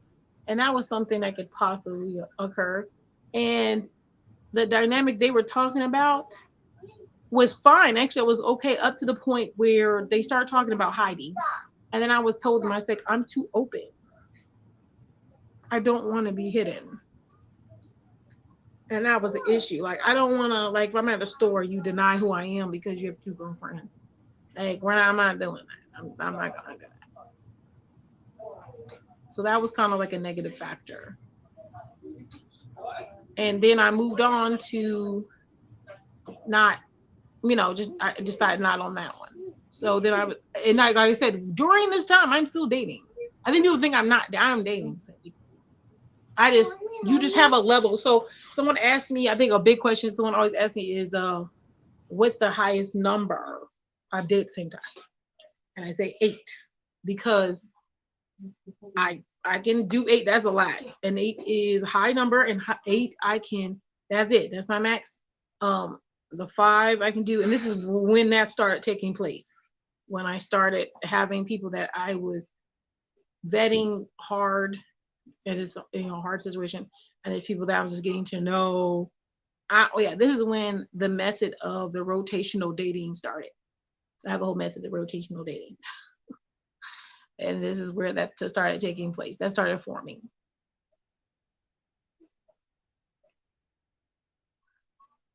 I'll pause there if you had any questions about that stuff.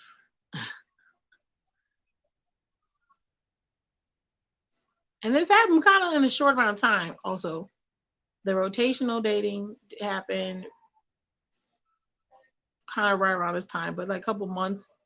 And then I started kind of rotational dating. And that way I could quickly be like, you want to talk to me? And then like with like a couple of days, I can figure out where we're going. And then if you get past a certain amount of time, then I'm like, okay. And I was doing a rotational date, and I would get to that point. So that's when I ended up having that 8 that I was talking to and dating or whatever, depending on who it was. I had got to a place where I was at dating 2 people, vetting 1, and then I was talking to like a couple.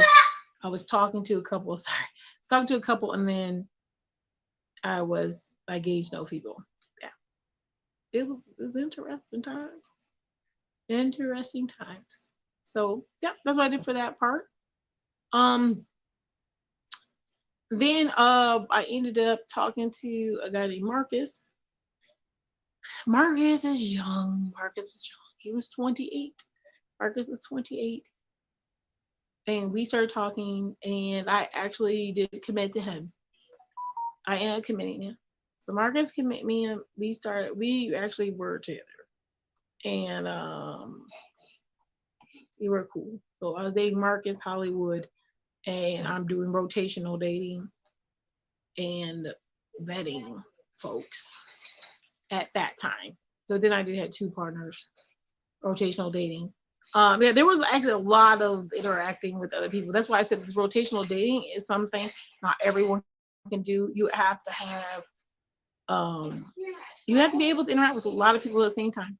You have to know how to manage those relationships and do what I was doing. So I was really kind of just running through that process pretty quickly. And I wasn't actually having sexual interaction with hardly none of them. So, but my partners I was with. And then that's when we started making other rules or boundaries that my partner's so okay with. And things like that. There was rules before that. So then, it wasn't anything weird or, bad about me dating, because I wasn't like having these interactions with people, like sexual interactions or nothing. It was, I was really dating people to get to know them and try to make them part of what we were doing. So yeah, dating Marcus. If you guys ever see I have a photo. I took it now. I don't think so. On Facebook and Instagram, there may be a photo, and the photo has both my partners on it, has 3 partners on it. And so, right around this time, I started talking to Mr. Gray. We're gonna call him Mr. Gray because I met him on one of the live. So during this, I'm also going live. I think that had a lot to do with the amount of people I had opportunity to date, because meeting so many people every day on lives and things like that. And so I was in the spotlight. So a lot of people saw me and they maybe want to talk to me, have a conversation with me, and then decided to try to pursue me. So I had a lot more people in my inbox and things like that. So I had access to a lot more people. So I definitely started doing that. So I started dating. Then I committed to Mr. Gray, Marcus, and Holly. So I had those three. And when I met Mr. Gray, everything changed about everything, because that was totally different energy than the younger gentleman, Marcus. It was totally different. That energy was totally different. So before we get in there, Truth, you had any questions you want to ask me? Yeah, I was just waiting for you to get all that out. So, when did y'all find when? Okay, so like you said, y'all was going through the process. The situation with the feminine energy didn't work out. You found someone. You said that was like a 3-month process. That didn't work out because you really wasn't feeling him. Uh, how long before you actually found a valid and a good candidate? Mr. Gray is what I found a really good candidate. Mr. Gray, that's his name. Mr. Okay. Gray. We're calling Mr. Gray. That was his name on live. He came. I was doing my live, and he saw me in the live, and he jumped in my box. From YouTube? I was on Tag. Tag. Okay, so Tag. So Mr. Gray jumped in your box from Tag. Okay, go from there. He jumped in my box, and he told me that he was very nice to me. I don't know, he was very nice to me. He caught my eye. He was very positive of his energy that day. I still remember that day because it was very interesting. And then he told me that he'd like to meet me because we actually live in the same city, which is nice. And so I was like, okay. And I kind of was like, okay, because like I said, I was kind of open to talking to people. And we set up a time to actually meet each other. And so I went to meet him. And then I met him. We hit it off. We were pretty cool. We hit it off. And it was very, very nice. And now, Peter, the music, I can hear it. Can y'all go that way? Sorry. These people act like they don't care about nothing.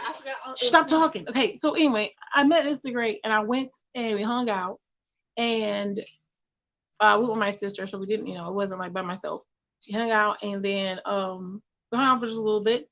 And we started kind of talking on the phone through text. And I told him about the process of poly. And he had never been poly. He wanted me to tell him more about it. And we talked about it and what that looked like and through the whole process. And he definitely had his own thoughts and things he would like. And I was like, okay, this is going to be a little bit challenging, but it should be okay. And so that we started kind of dating them. And then I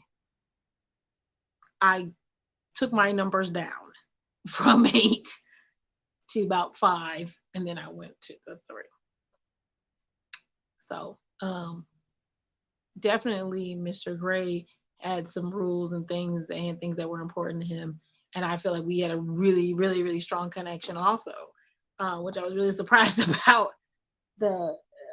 We had a really strong connection, and I feel like I was gonna put in that energy that that we needed for that. So I definitely took down the numbers because I think he needed more time through the process of changing from monogamous to poly. So we started dating. Yeah. Yeah. Okay. So Mr. Gray, he agreed. He transitioned, like you said, from mono to poly. Mhm. Uh, how was the living situation? Was he in? Did he come under your roof? Did all three of you guys come under one roof, or was all three of you guys in separate Same. environments? Yeah, we're all separate. Okay. So, uh, and how was that experience? Separate. It was very interesting. They didn't want to know about each other. They did not want to know about each other. Nobody did. Even Hollywood, who was okay with knowing who they were, he wanted to know who they were, but he didn't want to like to get to know them. Because he had a So, bad experience, so he didn't want to get to know them, but he wanted to know who they were. so once he's basically saying once you guys agree that he's safe and everything like that, and he's okay with the situation. Other than that, he don't want nothing to do with Yeah, he don't want to interact with them. him. Yeah, he had a bad experience with the sheriff. He was like, Yeah, I South Beach messed the game up. He messed that messed money it up. up. Yeah, we just left that where it was. Dang, South And Beach. I show you. And we left that where it was. And yeah, and so then I had the three, and basically it went to the three. And then Marcus, that was his name. Marcus, I decided Oh, that I didn't want to um, be any longer. So I broke it off so with him, Mr. Gray, Mr. Gray. uh, okay, so how was that experience?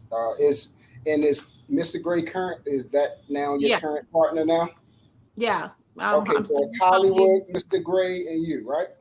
Okay, Yeah, so this is going on. All right, so we're here now. We're here. We're up to date. All right, we're up to date. Let's do it. yeah. We're How is together. that?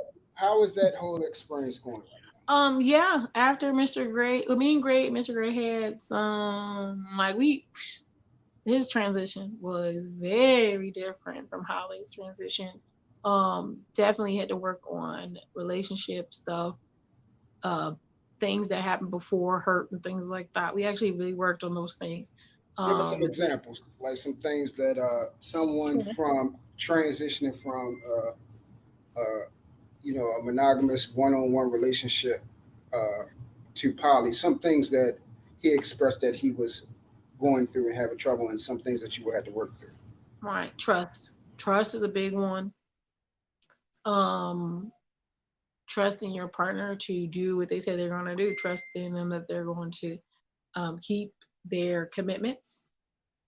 Um, Trusting what I say is what I say. Like trusting me is really big one with him.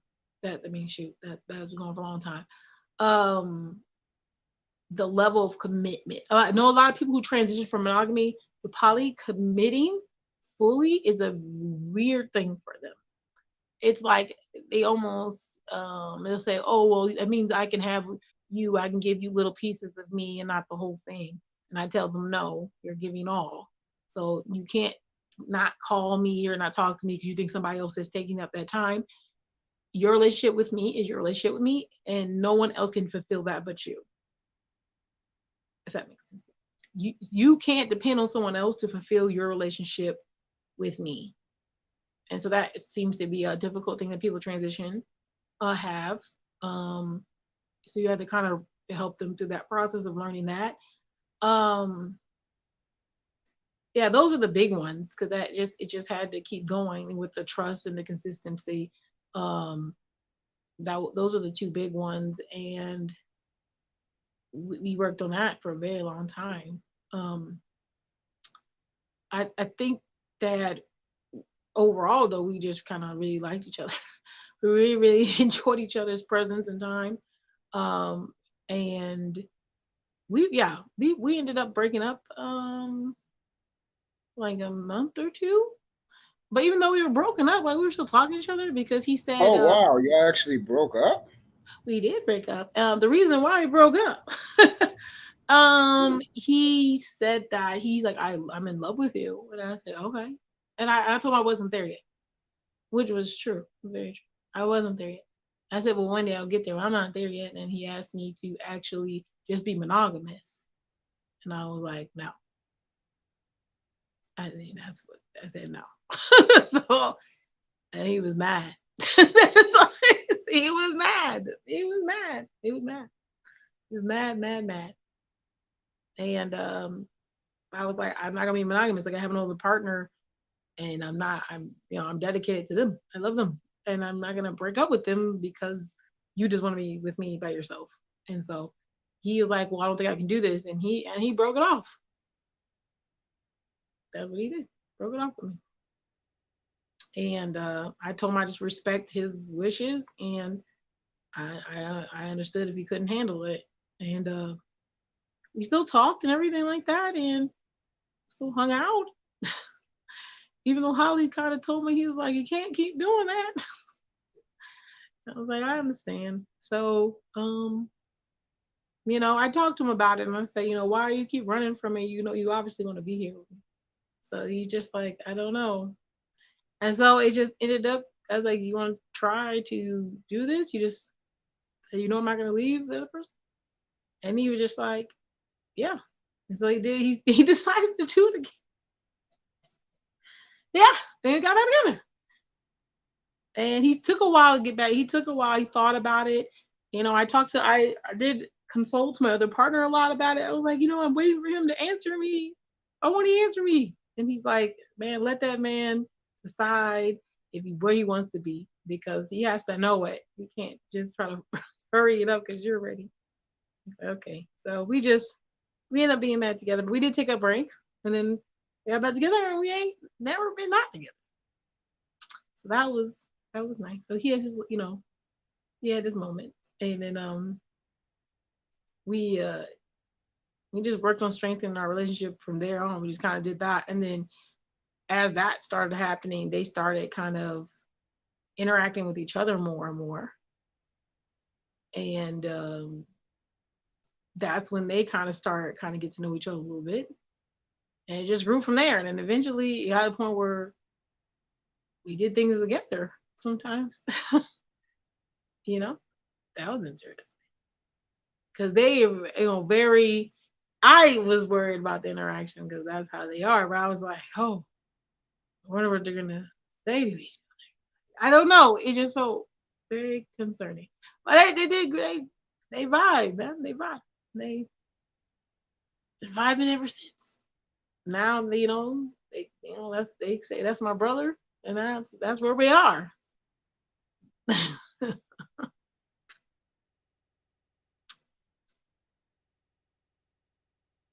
That's his whole brother. Okay. So, um, out of the two, who do you feel as though you have? Who do you feel as though is like you have the most? Basically, you connected to the most. Who do you feel as though? I don't. I feel like I connect with them just differently, not more than another. Okay. Who do you feel understands who you are more? Mm, I don't know. If I had to say, understands maybe a situation I've been in, because they're very similar, probably be Hollywood, but just because our lives have been similar. But my other partner has a lot more empathy. So, how I kind of explain it, because I know people play the who's better game with us. It's not that. No, I've that's not no, what I'm at. but just to be clear to the audience, because what I use Oh now, yeah, I say, yeah. There's a I lot of childish people out there. right.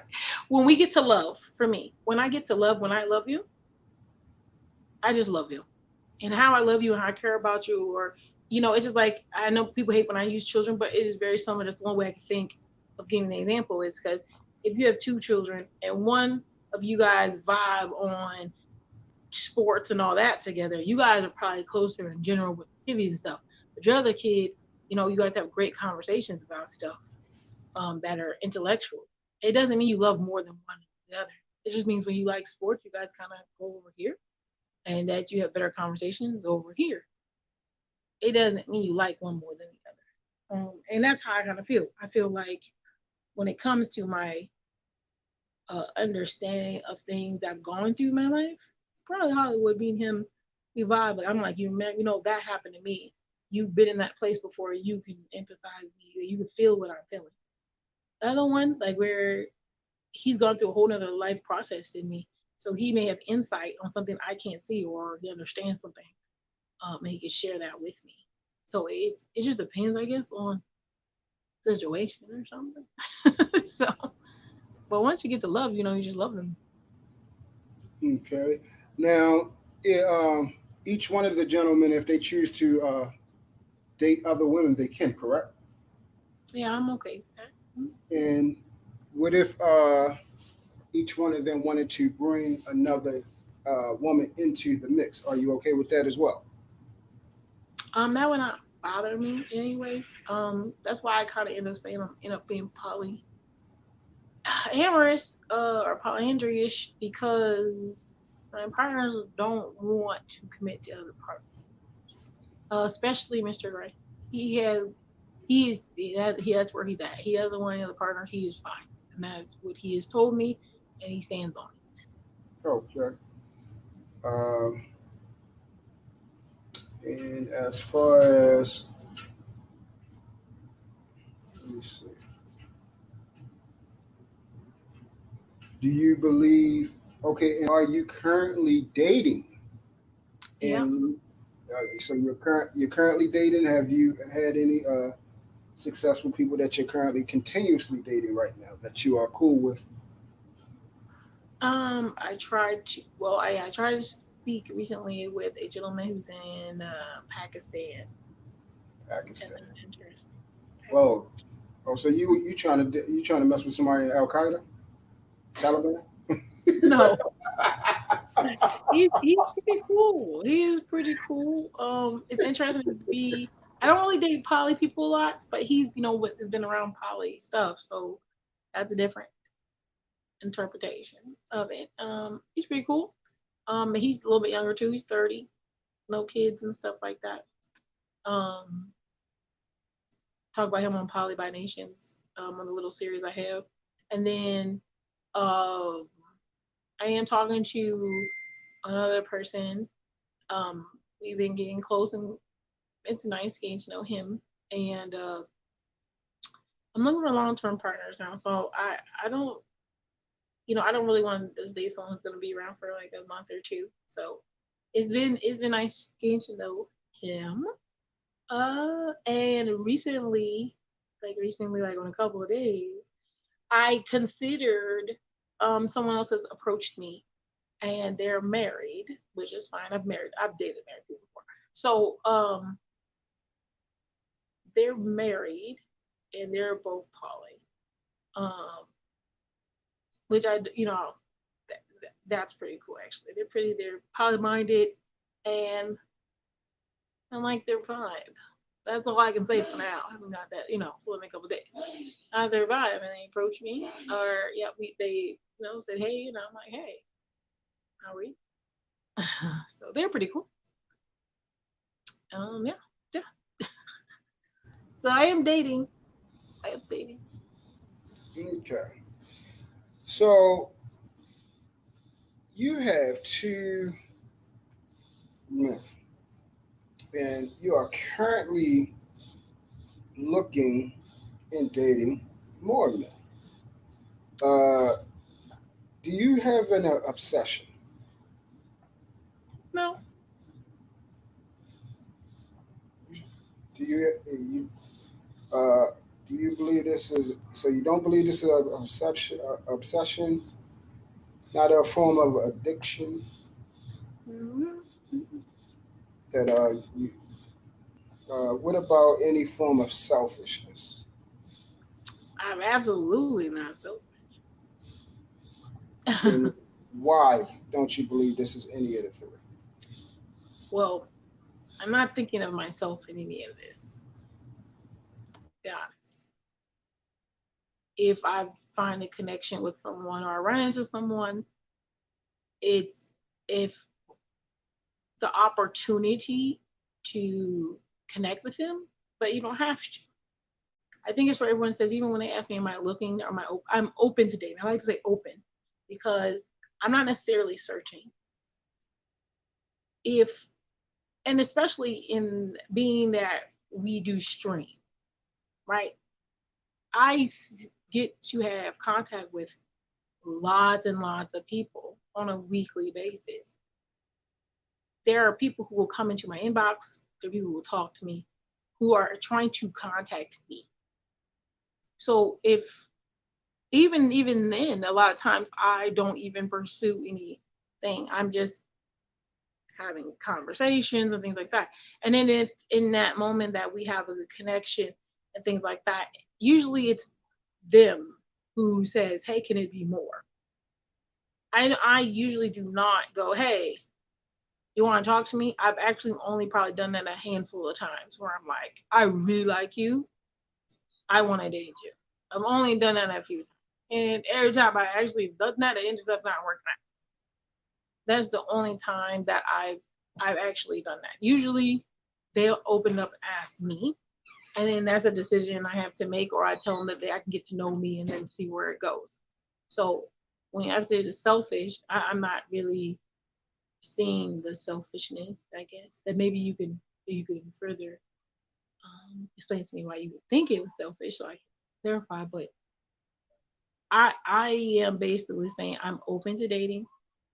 Someone would like to talk to me, you get to know me. If something, blossoms from that, it's that I have the option to pursue it. That's basically Okay. So the reason why I ask you these things is because of, you know, you essentially, again, you have two men, it. and they are taking care of you mentally, physically, spiritually, psychologically, and emotionally, correct? Yeah. And financially. Not, there's, I like to do that myself. That's Okay. something I do. But yes. And then now you are inquiring uh, and seeking another gentleman to, for you to add someone else in your life. So essentially, this will be three men, uh, providing you with essentially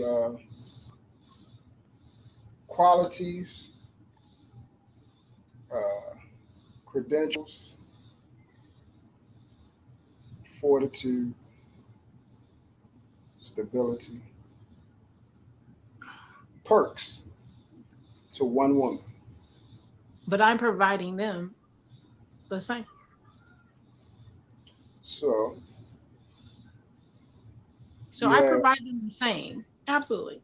And when you are with me, if we are committed at that point, you have my partners too.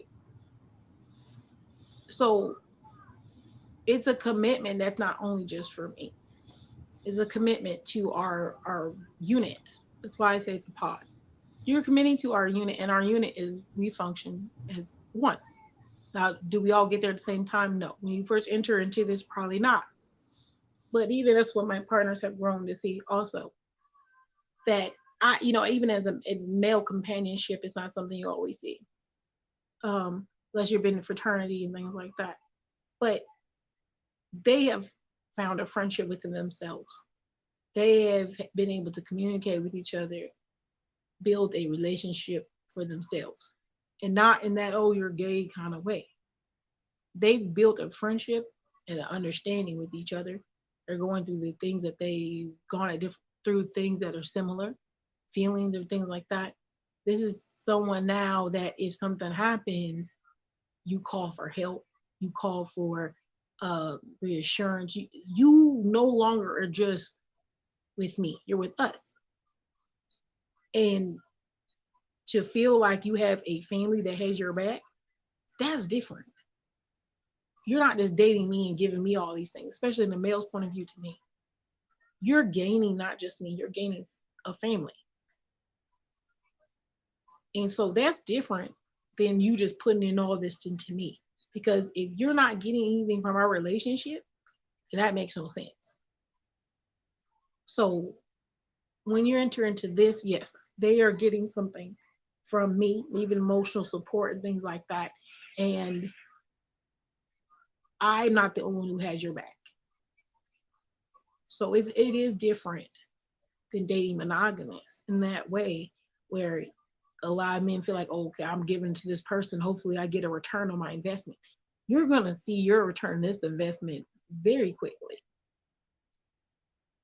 If you even feel like if you're in that mindset of investing, because when you coming to date someone who already is with someone, you're not just gaining one person, you're gaining more than just one.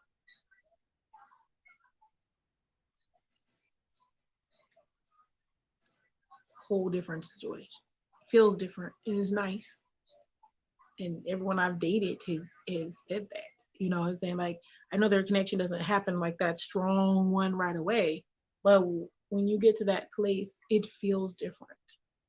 Even when we were vetting the woman, which we ended up actually, one woman who my partner tried to talk to, we tried to talk to her again and try to possibly think of a quad at one point. And that also, you had not only the support of one woman, they had the support of two women.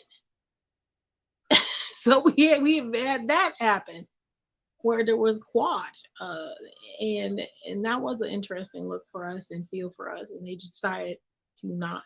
Like I said, one partner doesn't even really want to think he wants to pursue women in that way with committing to them all the way to that degree, because he doesn't know if he's poly to that degree, can he give that kind of energy? So I mean, at this point, you're getting two ladies at that place. They were getting energy from two ladies. We were going on dates together. We did all kinds of stuff together. Like, it wasn't just me, it was the people we were with. That helps, truth. I don't know.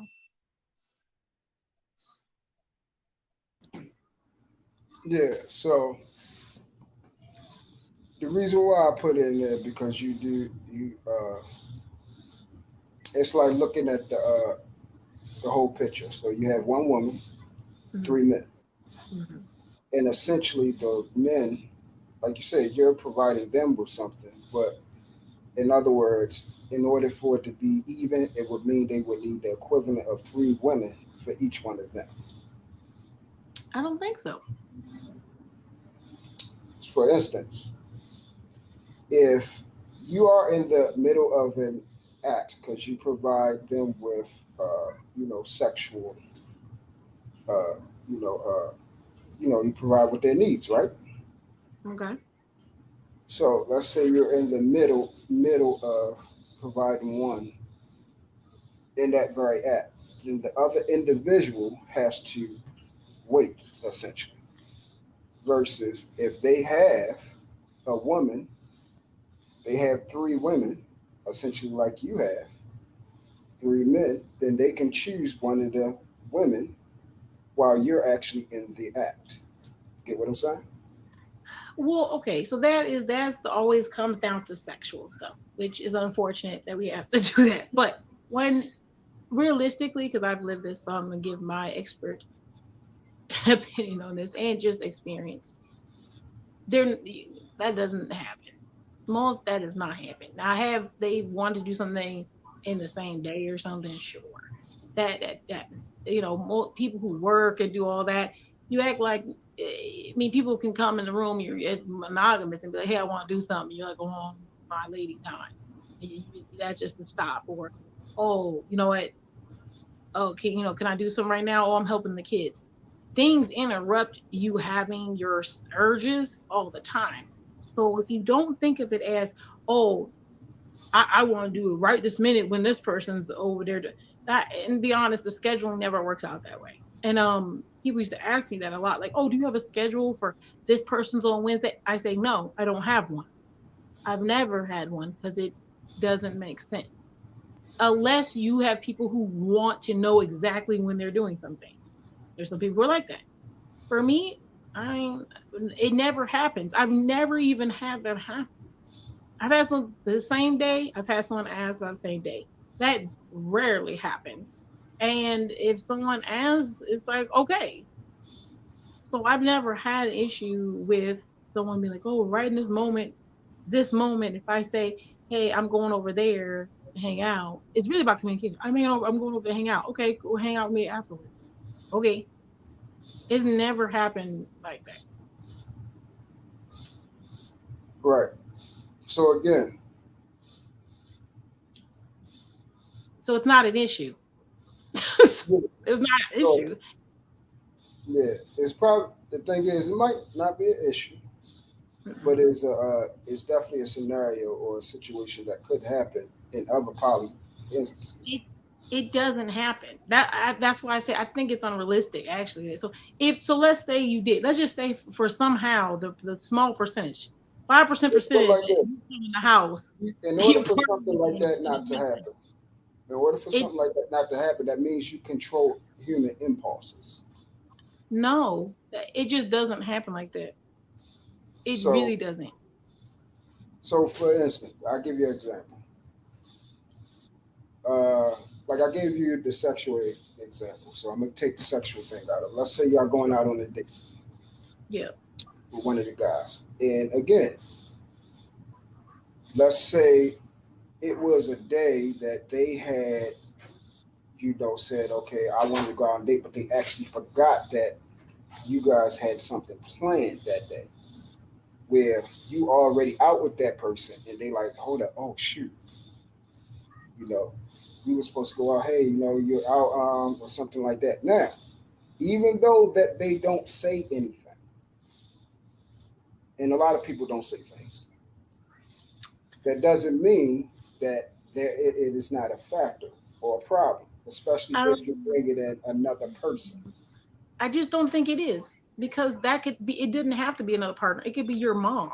Your mom called and she was hanging out with you, and she wanted to hang out with you longer. And then your boyfriend calls says, "I want to hang out." You made plans, and you're like, "Okay," but she Exactly. really didn't hang out with me. That's It's, so actually, it's yeah, not a problem because it's an that's actually a everyday great thing. point. But that's what I'm saying. So if you can deal with your mom calling you and interrupting you, and you're fine, you're not panicking, then it shouldn't matter if it's your another partner. Is this it? Well, If that sways you, then that's selfish. If that sways you from spending time with people you care about, is that one time out of 7 months your mom is plan went over over the time limit. If that's your issue, you shouldn't even be with that person. That sounds silly. well, that's the thing. See, and I'm glad you brought up the mom situation. So these are real things with one person inside of a mom, a one-on-one relationship they go through, let alone somebody dealing with multiple people. These are actual factors that happen, and everybody has had this. I don't know not one person in my whole entire life that has not had one problem where they said, "Oh, I had to go spend time with my children, my aunt, my Right. parents, funeral, anything like that." So right, so exactly. So when you say that that doesn't happen at all, that's the part. That's the part that's sent down. That's the lie because it happens. Everybody goes through that. No, this is what I mean. It does happen. Is it an issue? No, because it Okay, so happens all that's two the different time. things. So life happens. So you're saying that life happens as an issue? That's weird. No, No. you use the word issue. I ask, does it? I ask, what happens? Because I'm using the example of you're one person and it's three individuals, three men. That's simple math.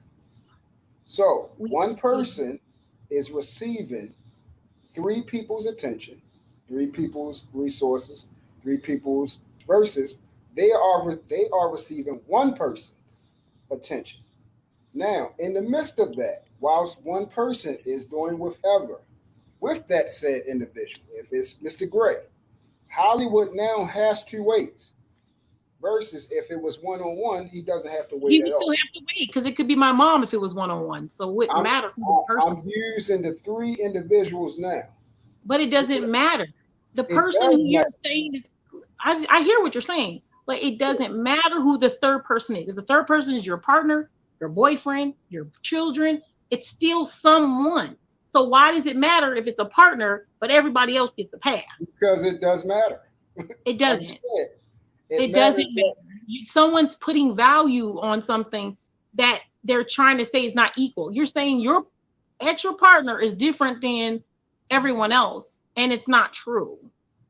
no, that's Because not what your I'm mom's not going to be valued, or your children aren't going to be valued differently than your partner, because no, that's that would not be what I'm saying. strange. That's not what I'm saying. They're equal. No, you have to actually listen using basic math. So I'm gonna try to explain it one more They're time. equal. I'm gonna explain it one more time. I'm gonna try my best to explain it one more time. Simple math. Inside like- of a one-on-one relationship, people that have one-on-one relationships, if they have some, is things that come and happen where certain people have to, if they have children, they have to split up their time. This is why some people don't like to be in relationships where another person has a child, so on and so forth, because most women, they attend to their children when you come into a single motherhood. It's a lot of complications and problems with that. So Okay. that's just off of basic one-on-one relationship. And that is a prop. That's Right. actually a. I mean, I Okay, hear you, but that's a hold on, personality hold issue. on, hold Like if you on, need that hold much on, attention, you hold probably shouldn't on, be with anybody. hold on, hold on, I was being hold honest. on, hold on. So inside of, now we're talking about poly with more than one individual, let alone all the other variables, children, parents, basic scheduling of work, so on and so forth. What I am saying is, when I use the reference point of how do you think it is of selfishness or obsession or addiction or any variable, when you have three individuals, now a third individual, one you. So this is basic math 101. If you use a pyramid, you put yourself in this circle. I mean, not a pyramid. Put yourself in a circle. You have one individual on this side, that side, and down. Now, at one point, because it's only one you, this is why I asked earlier, could they have other women? So you choose to go out, let's say y'all going to the, because you said they live in different houses, right? Mm. Well, Right. not anymore, but yeah. Huh? Yeah, keep going. Yeah. So let's say they live in different houses. So let's say Mr. Gray, he wants to go to the grocery store and have you cook for him. So Right. that's going to occupy, let's say, about 3 hours. Grocery store shopping, prepping food, sit down to eat dinner, stuff like that. So let's say about 3 hours. So in the midst of those 3 hours, Hollywood now has to occupy his own time to find something else to do. Right? Let's go play basketball, video games, work, whatever. And the other individual, the other guy, whatever. I don't know. You ain't give him a name, but we're gonna just say new friend. New friend. Also, if he wants to spend time with you that time, he has to now occupy time. Versus at any point of time that you want to do something, you now have the available options to choose one of the three. That's basic math. No. So this is another issue. So this is where you have to break down people who are having they have attachment issues. This is where you got to go to that. So there's a lot of issues with, I hear attachment issues when you say all these things. First off, if you can't function or do anything by yourself and you're not even doing anything all the time, or you want somebody else's full free time, that is actually a different issue that you have. If I have, let's just use the same example. If I was cooking for one person, I was going to go eat, I would probably include all my partners. I wouldn't include just one. That was where you have to work on those things. You're going to include your other partners. We've had a situation where one of my partners actually did live with us for about 3 months. So we've been in the same household together. We lived and functioned in our same space together. And it's still not an issue. If you can't find something to do with your time and you have nothing to do, you're so bored and you have nothing to do, that's just because you're bored and you have nothing to do. And if you have partners who actually have normal lives where they go to work, they go to school and all that, and not everybody can do what I do. Like I said, my numbers, I can hold very high numbers compared to most. If you can't function with one or more or two or more partners, don't do it. It's not for everybody. I can actually function with a high amount of other partners, and my other partners not even really know there's other people.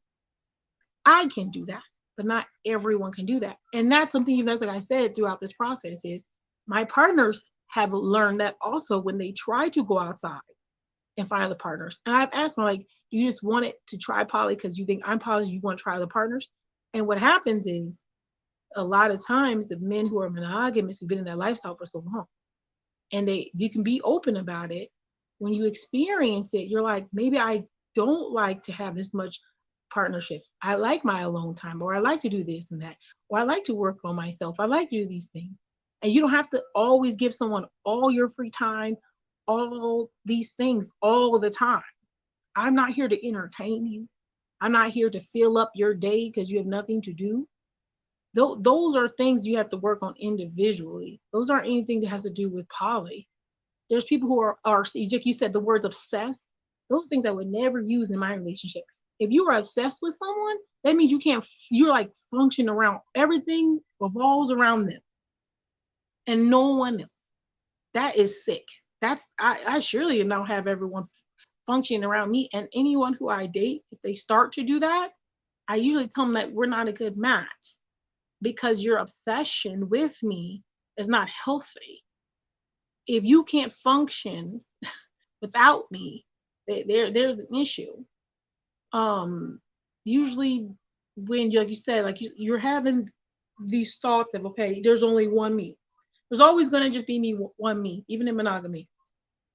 Okay. And that's one of the things I talked to my ex, the one was he did have I'm with his everything and I helped him with everything.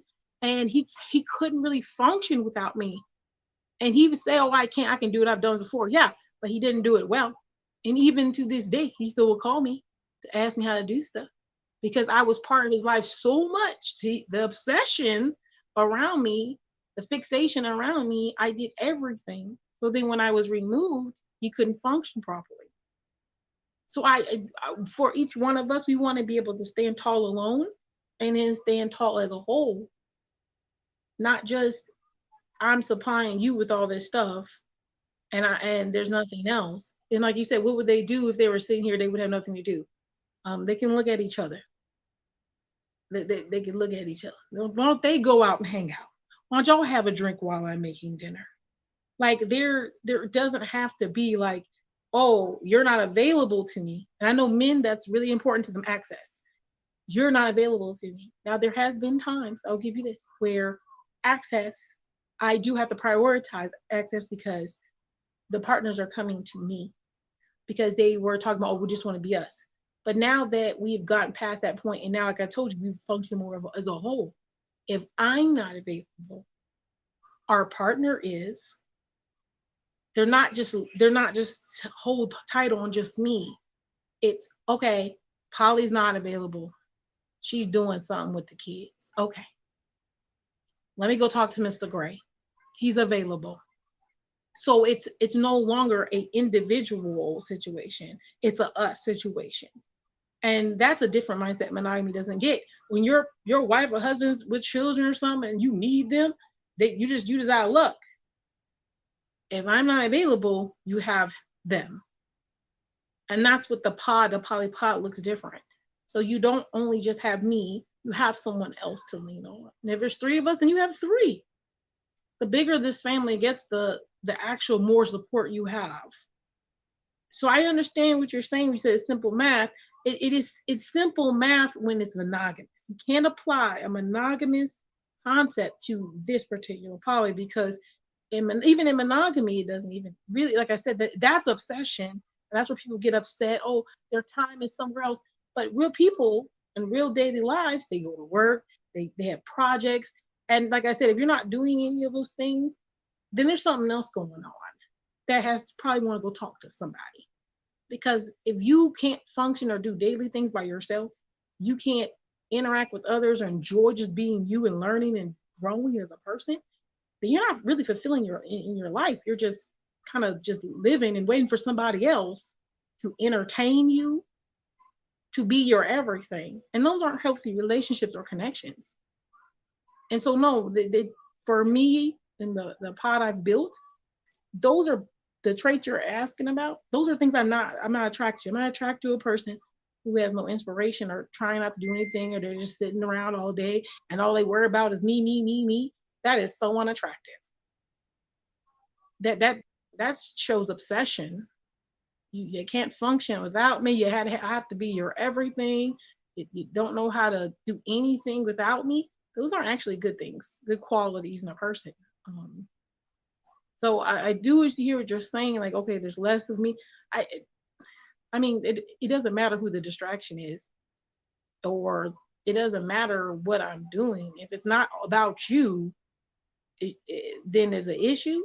So if I'm not available to you at all times when you want me, it's a problem. That's basically how I feel like you're kind of equating it. And that's a little weird to me. Well, thank you, Truthful. Let me tell you that. Okay. Yeah. So when I was referencing the obsession, selfishness, I was referring that to you, not your partners. But how would I be selfish? You can explain that a little bit to me so I can answer Yeah, it. you have to actually let me Because I explain. don't feel like I'm selfish. Like, how would I be Yeah, selfish? I understand that, but you said you explained. You had to be quiet while I explained it. Long enough. All right. So when people reference what's the terminology used? Basically, what is the word that you used? Well, I'll say this because I can't think of the terminology used. When people reference someone that does not know how to be by themselves, you can't be the pot calling the kettle black when uh, numbers are in your favor, and actually based off of what you explained, you haven't been by yourself at all. Yeah, yeah. It's nothing to think about. We just went through a timeline of relationships, and there is no shortage of you being by yourself. By yourself means by yourself. Like I've actually been by myself, not dating a woman, not interacting with a woman, not worried about a woman, working, kids, exercising, stuff like that. Totally by myself. That's singleness. Uh, what you described, trying to convey that if someone was requesting your time in the midst of that would be what was the word that you use? But whatever that word that you use is kind of asinine in the midst of that. There is no breach and gap. You transfer from one relationship to the next, and along your relationships, you had constantly multiple individuals. So there was no lack in the attention that you were Well, given. you asked me about a timeline, and I just skipped to people who's the next person. But Yeah, I did have times by myself. I just didn't yeah. tell them to you because you wanted to know about the people. So I have had time by myself. Well, I asked you, I was like, how many months in between? You was like, oh no, not that long. Yeah, for So those relationships, but yeah, I mean, I will give you that. There's times that I have been by myself. I don't mind being by myself. I actually kind of like it. so I when like was being by myself. yeah, when was the last time you was by yourself? Not recently, because I've been with someone for off and on for 15 years. So Yeah, that that that's right there covers a good amount. right. That's that. Yeah, Oh, that covers a good amount. So the last time would be a long time ago. right. But That's my yeah, point. but it doesn't mean that I've never been by myself. It just means that I was committed to someone for a long period of my life. Oh, well, being by yourself means you're not with no one. And So if there was a time I was majority not of your with life has been with someone, Yeah, A big portion of my life, 90% of my life, I've been yeah, with someone. 90. Yeah, that's 90. That's an A. So But that I've been means, by myself, though. yeah, but Yes. okay, so that's like saying, okay, okay, I got 10% over here and I got 90. Yeah, I know what it's like to be by myself. So Yeah, I guess I'm saying I have experience, right, but right, I okay, just don't have a lot. Like I have, like people who, if I said I was by myself all the time, you would have to be people would think that was weird. I yeah, clearly mhm, have the skills or I won't even say skills. I clearly am a person that people would love to be with. And right, so I know that's not something that happens to me quite a lot, right. but I've done it.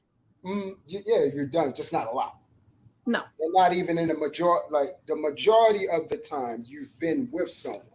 So Yeah. versus I didn't like when someone talks about singleness, that means the 90 is more on the single side versus the 10%. So of Yeah. course, a lot of us we have experienced certain things, but when we talk about validity, we tend to go what is the majority of things. Like you can say I experienced 10% in Hawaii, but my most of my life is in daggone Chirac, Chicago. Or you're not a Hawaiian, you're Chicago. That is what you know. That is what you about right there. Yes, you experienced Hawaii. You danced. You did the Honolulu. Drank the Lord stuff and everything. Had a good time. Seen the volcanoes and all that. But your life is in Chi-Town. That's who you are. So bring that to this. Your life has been contingent upon being involved with someone. And then we let alone the number of people that you had at your disposal. So that's why I said I wasn't referencing the obsession to them. I was talking about you. I wasn't Yeah. talking about What them am I in the obsessed selfish with manner. though? That's I like, was what am I talking obsessed about, with? yeah, I was talking about the obsession, the addiction, the So selfishness. I was talking about that in reference to you, not the guys. right, I understand, but what would I be obsessed in? What would I be like? What am I obsessed with? What would I be selfish with? With what? Okay, so obsession. Do you know what that actually means? Yes, but what am I obsessed with? Okay, so obsession means basically overly using someone. Can't get enough of it. Can't live without it. Like I was describing. You know how when you can't get away from something, you can't function and all that. That's So what am obsession. I not? What am I using? So What?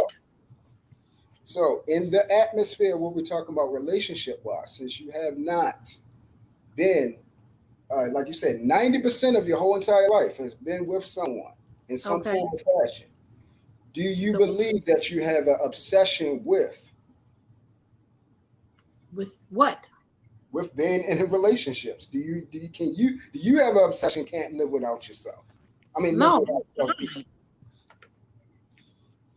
huh? No, I'm fine if I wasn't with anyone. And what evidence do you have to show that? So in the 10% of time I've been by myself, I am fine. I don't have to say yes or no to anybody. So that's why I was saying I mean, if I was like, oh, I can't, I have to be in a relationship. So I'm not obsessed with it being in a relationship. I don't have to be in one. Mm, I'm a desirable person to be in a relationship with. It doesn't mean that I can't live without it. mm. Oh, okay. And like the evidence you're saying, first off, I just told you people are pursuing me. I'm not pursuing them. If I was obsessed with not being alone, I would be pursuing these people. I'm not. Uh,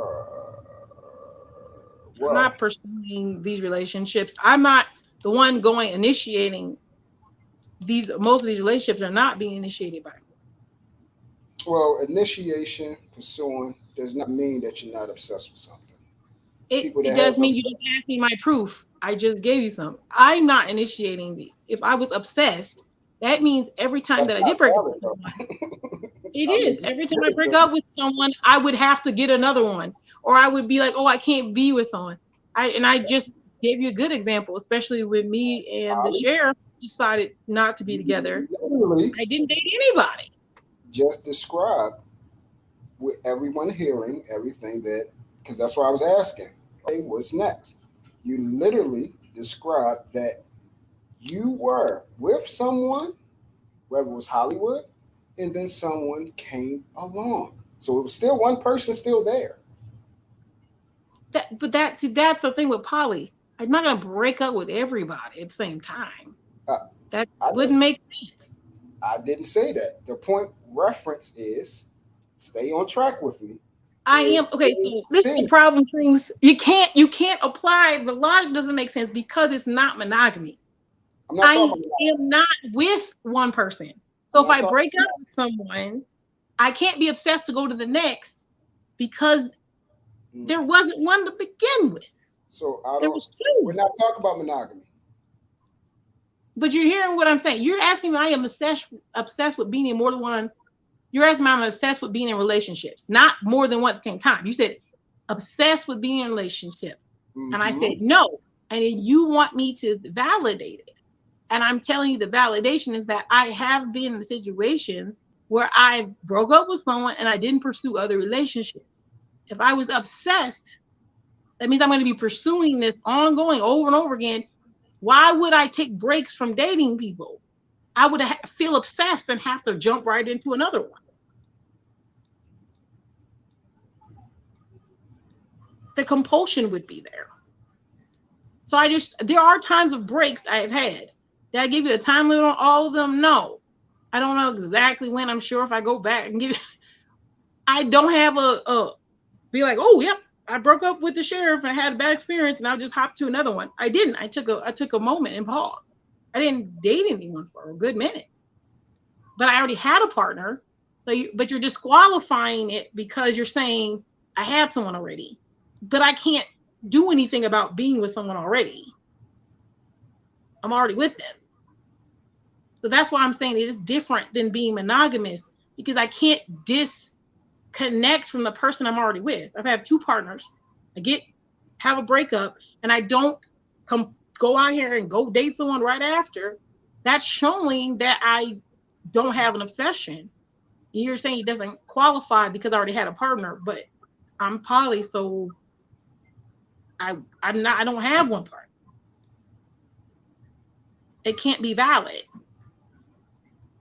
The question doesn't apply to me because the circumstance doesn't make sense in a monogamous mind frame. I'm already with you. You're telling me I can't be valid because I can't disqualify one. I'll never be able to, especially in the poly frame we're talking about. Poly part of my life, no, I can't.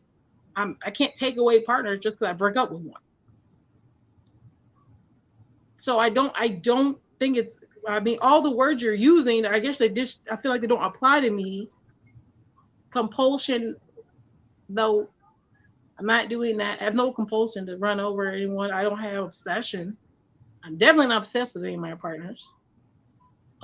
Selfishness, I don't see myself. I don't see how someone could apply selfishness to me. Because I'm not even telling my partners they can't be with other people. That's be selfish. I don't even see how the words apply to me.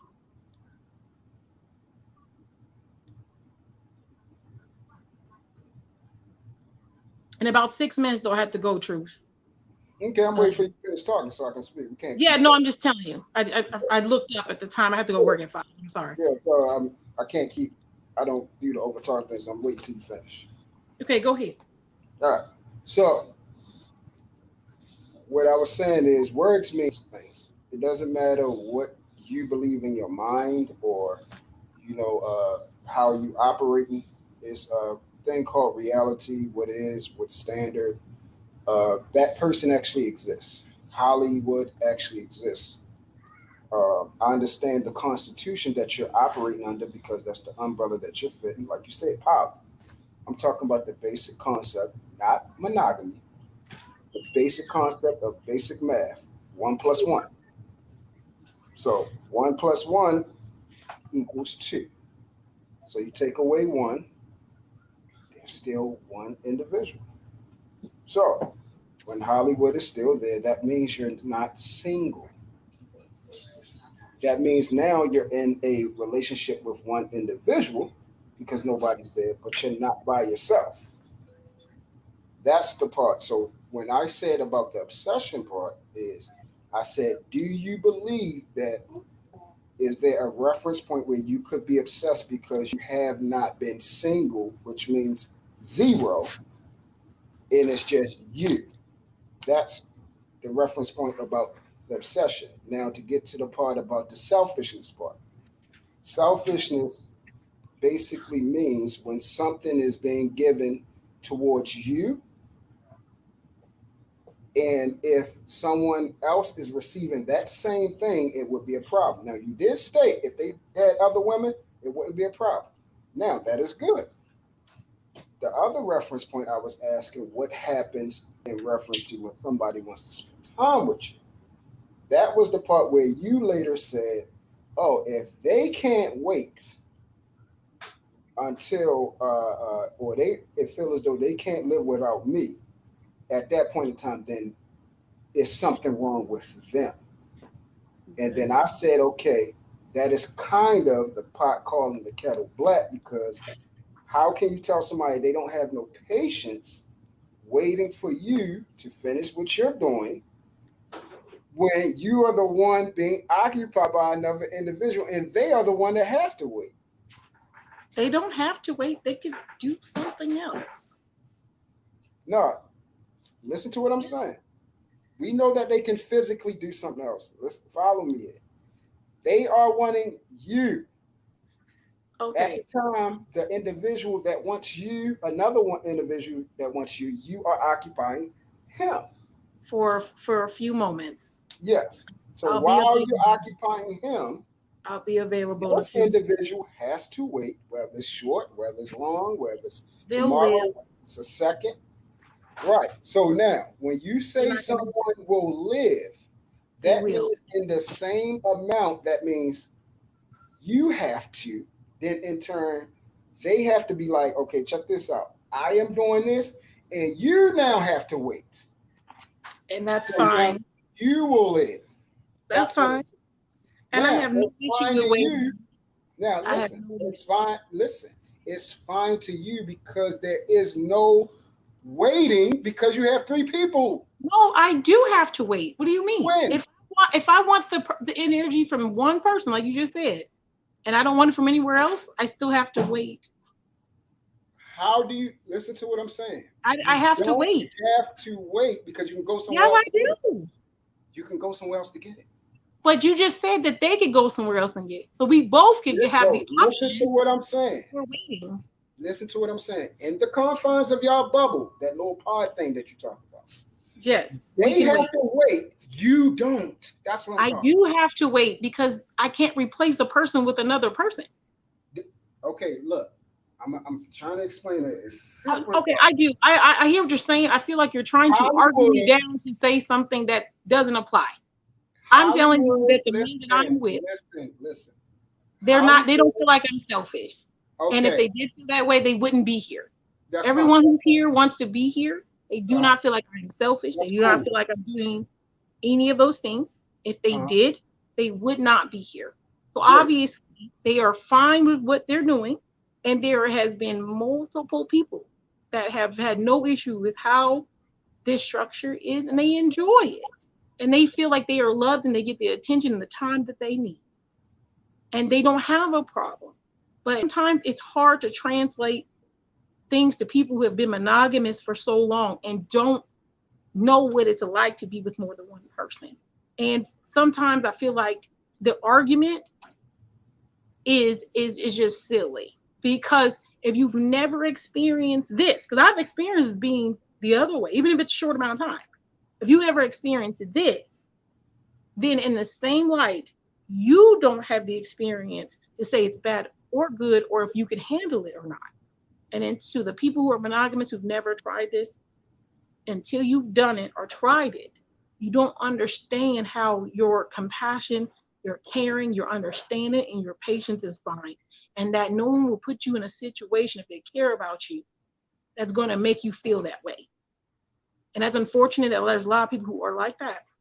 But I have never They know the monogamous men I've dated multiple times, have never had that problem and never been called selfish, obsessed, or any other word you've used.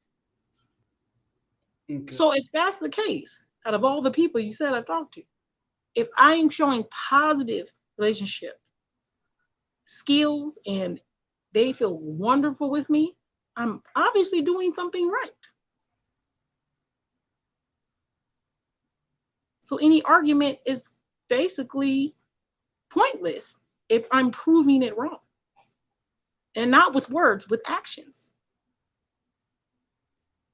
Mm-hmm. All right. So, yeah. So, like I was saying with Hollywood and Mr. Gray, when that individual has to wait, and when you said if he can't, that is not the form. That is basically that's a problem with him. I stated with inside of your pod that is kind of rich because inside of your part you always have the ability and availability of one individual. That is basic math. That is like if I have three women that I'm dating. Let's say I'm actually talking to three women. So let's say I don't want to talk to. Let's say they're talking. We have our little agreement, and they're talking to me. I'm talking to them. This is three women, 3-on-1. So I get to pick Susie, Jen, and Stacy. Now, when I'm occupying Susie, Jen, Stacy are now without me. They have no one inside of the law agreement that we have. We're talking about the part, not the option to do it. I'm just talking about in the confines of this. They have to wait for my attention to now shift, say, okay, now I'm free. Who's next? Versus on the other end, on their end, they have it's three of them, and they have to wait for me to free up. So if I'm telling them, hey, Stacey, you know what? Oh, you can't give me a little bit of time over here with Jen and you acting like that? How dare you? You know, it's something wrong with you. That is weird. Why can't she participate in the conversation? You have to be quiet, Polly. I'll just sit there and listen. I just sit there and listen. I don't know. It just sounds weird to me. Yeah, okay. So once Stace comes and fusses at me, talk about I don't have that much time with you, I can't in turn tell her that there's something wrong with her when I have three options to choose from to spend and occupy my time, where basically anytime if I want to occupy in a 24-hour interval, I could occupy three women 8 hours a day. So I'm never without someone versus at some point in time, they are without someone. It's simple math. I've never had that problem. I'm sorry. I didn't say you had a problem. I mean, I don't think anyone who's really poly has this issue. Yeah, and no one ever comes up to them. No one ever comes as, oh my God, you didn't talk to me today. Like most of the time, if you want to talk to your partner, you just talk to them. You go up to them, you have a conversation. If they're talking to someone else, you can still come and talk with everybody else. Like, what kind of weird stuff are you on? That's like weird. That's strange. But if you want to know, you know what? You know who would be good to ask? My partner. You should ask him. Because, like you said, I'm on the receiving end, as you claim. So maybe he would know. Oh, I would love to interview. I know. That would be great. One day we can set that up. Well, I mean, you can ask him right now. Let's see if he come in. Well, I mean, we got 6 minutes to go. I know. I have 6 minutes to go, but I'm saying if you here's the person. If you ask him, just a quick question. I mean, I'm sure he could answer it. I mean, he's not. I got one question. I got a couple of them. So that's why I said. I mean, just ask him. Yeah. Okay, I am going to ask him. Don't worry, I'm going to ask him because he's kind of Let's see. Hey, Asman. Did you hear what I said? I don't understand. I don't think. Can you hear me while I'm talking? Because for some reason, I'm every time I say something, for some reason, it's like you can't hear me. For some reason, I don't know what's going on. I think it's been happening. Like every time I talk, like it's like you're talking. So I don't know. Can you hear me? Go ahead. Oh, okay. So, I would love to interview him And if he has some time, maybe what's his availability tomorrow? I don't know, but I could Okay, ask. so I could ask him ask. and then Yeah. text me and let me know when he's available because this would actually be great because this would actually help me fill in the blanks. That would Okay. actually be beautiful. That would be beautiful. But Sure. yes, yes, this has been very great. It has been a pleasure. Hopefully, people they learned a lot. I definitely learned a lot. I learned a lot about relationships, about transitioning that you know experiencing and loving multiple people. It's just not one sided. It's in a vast different different ways and different variables that apply.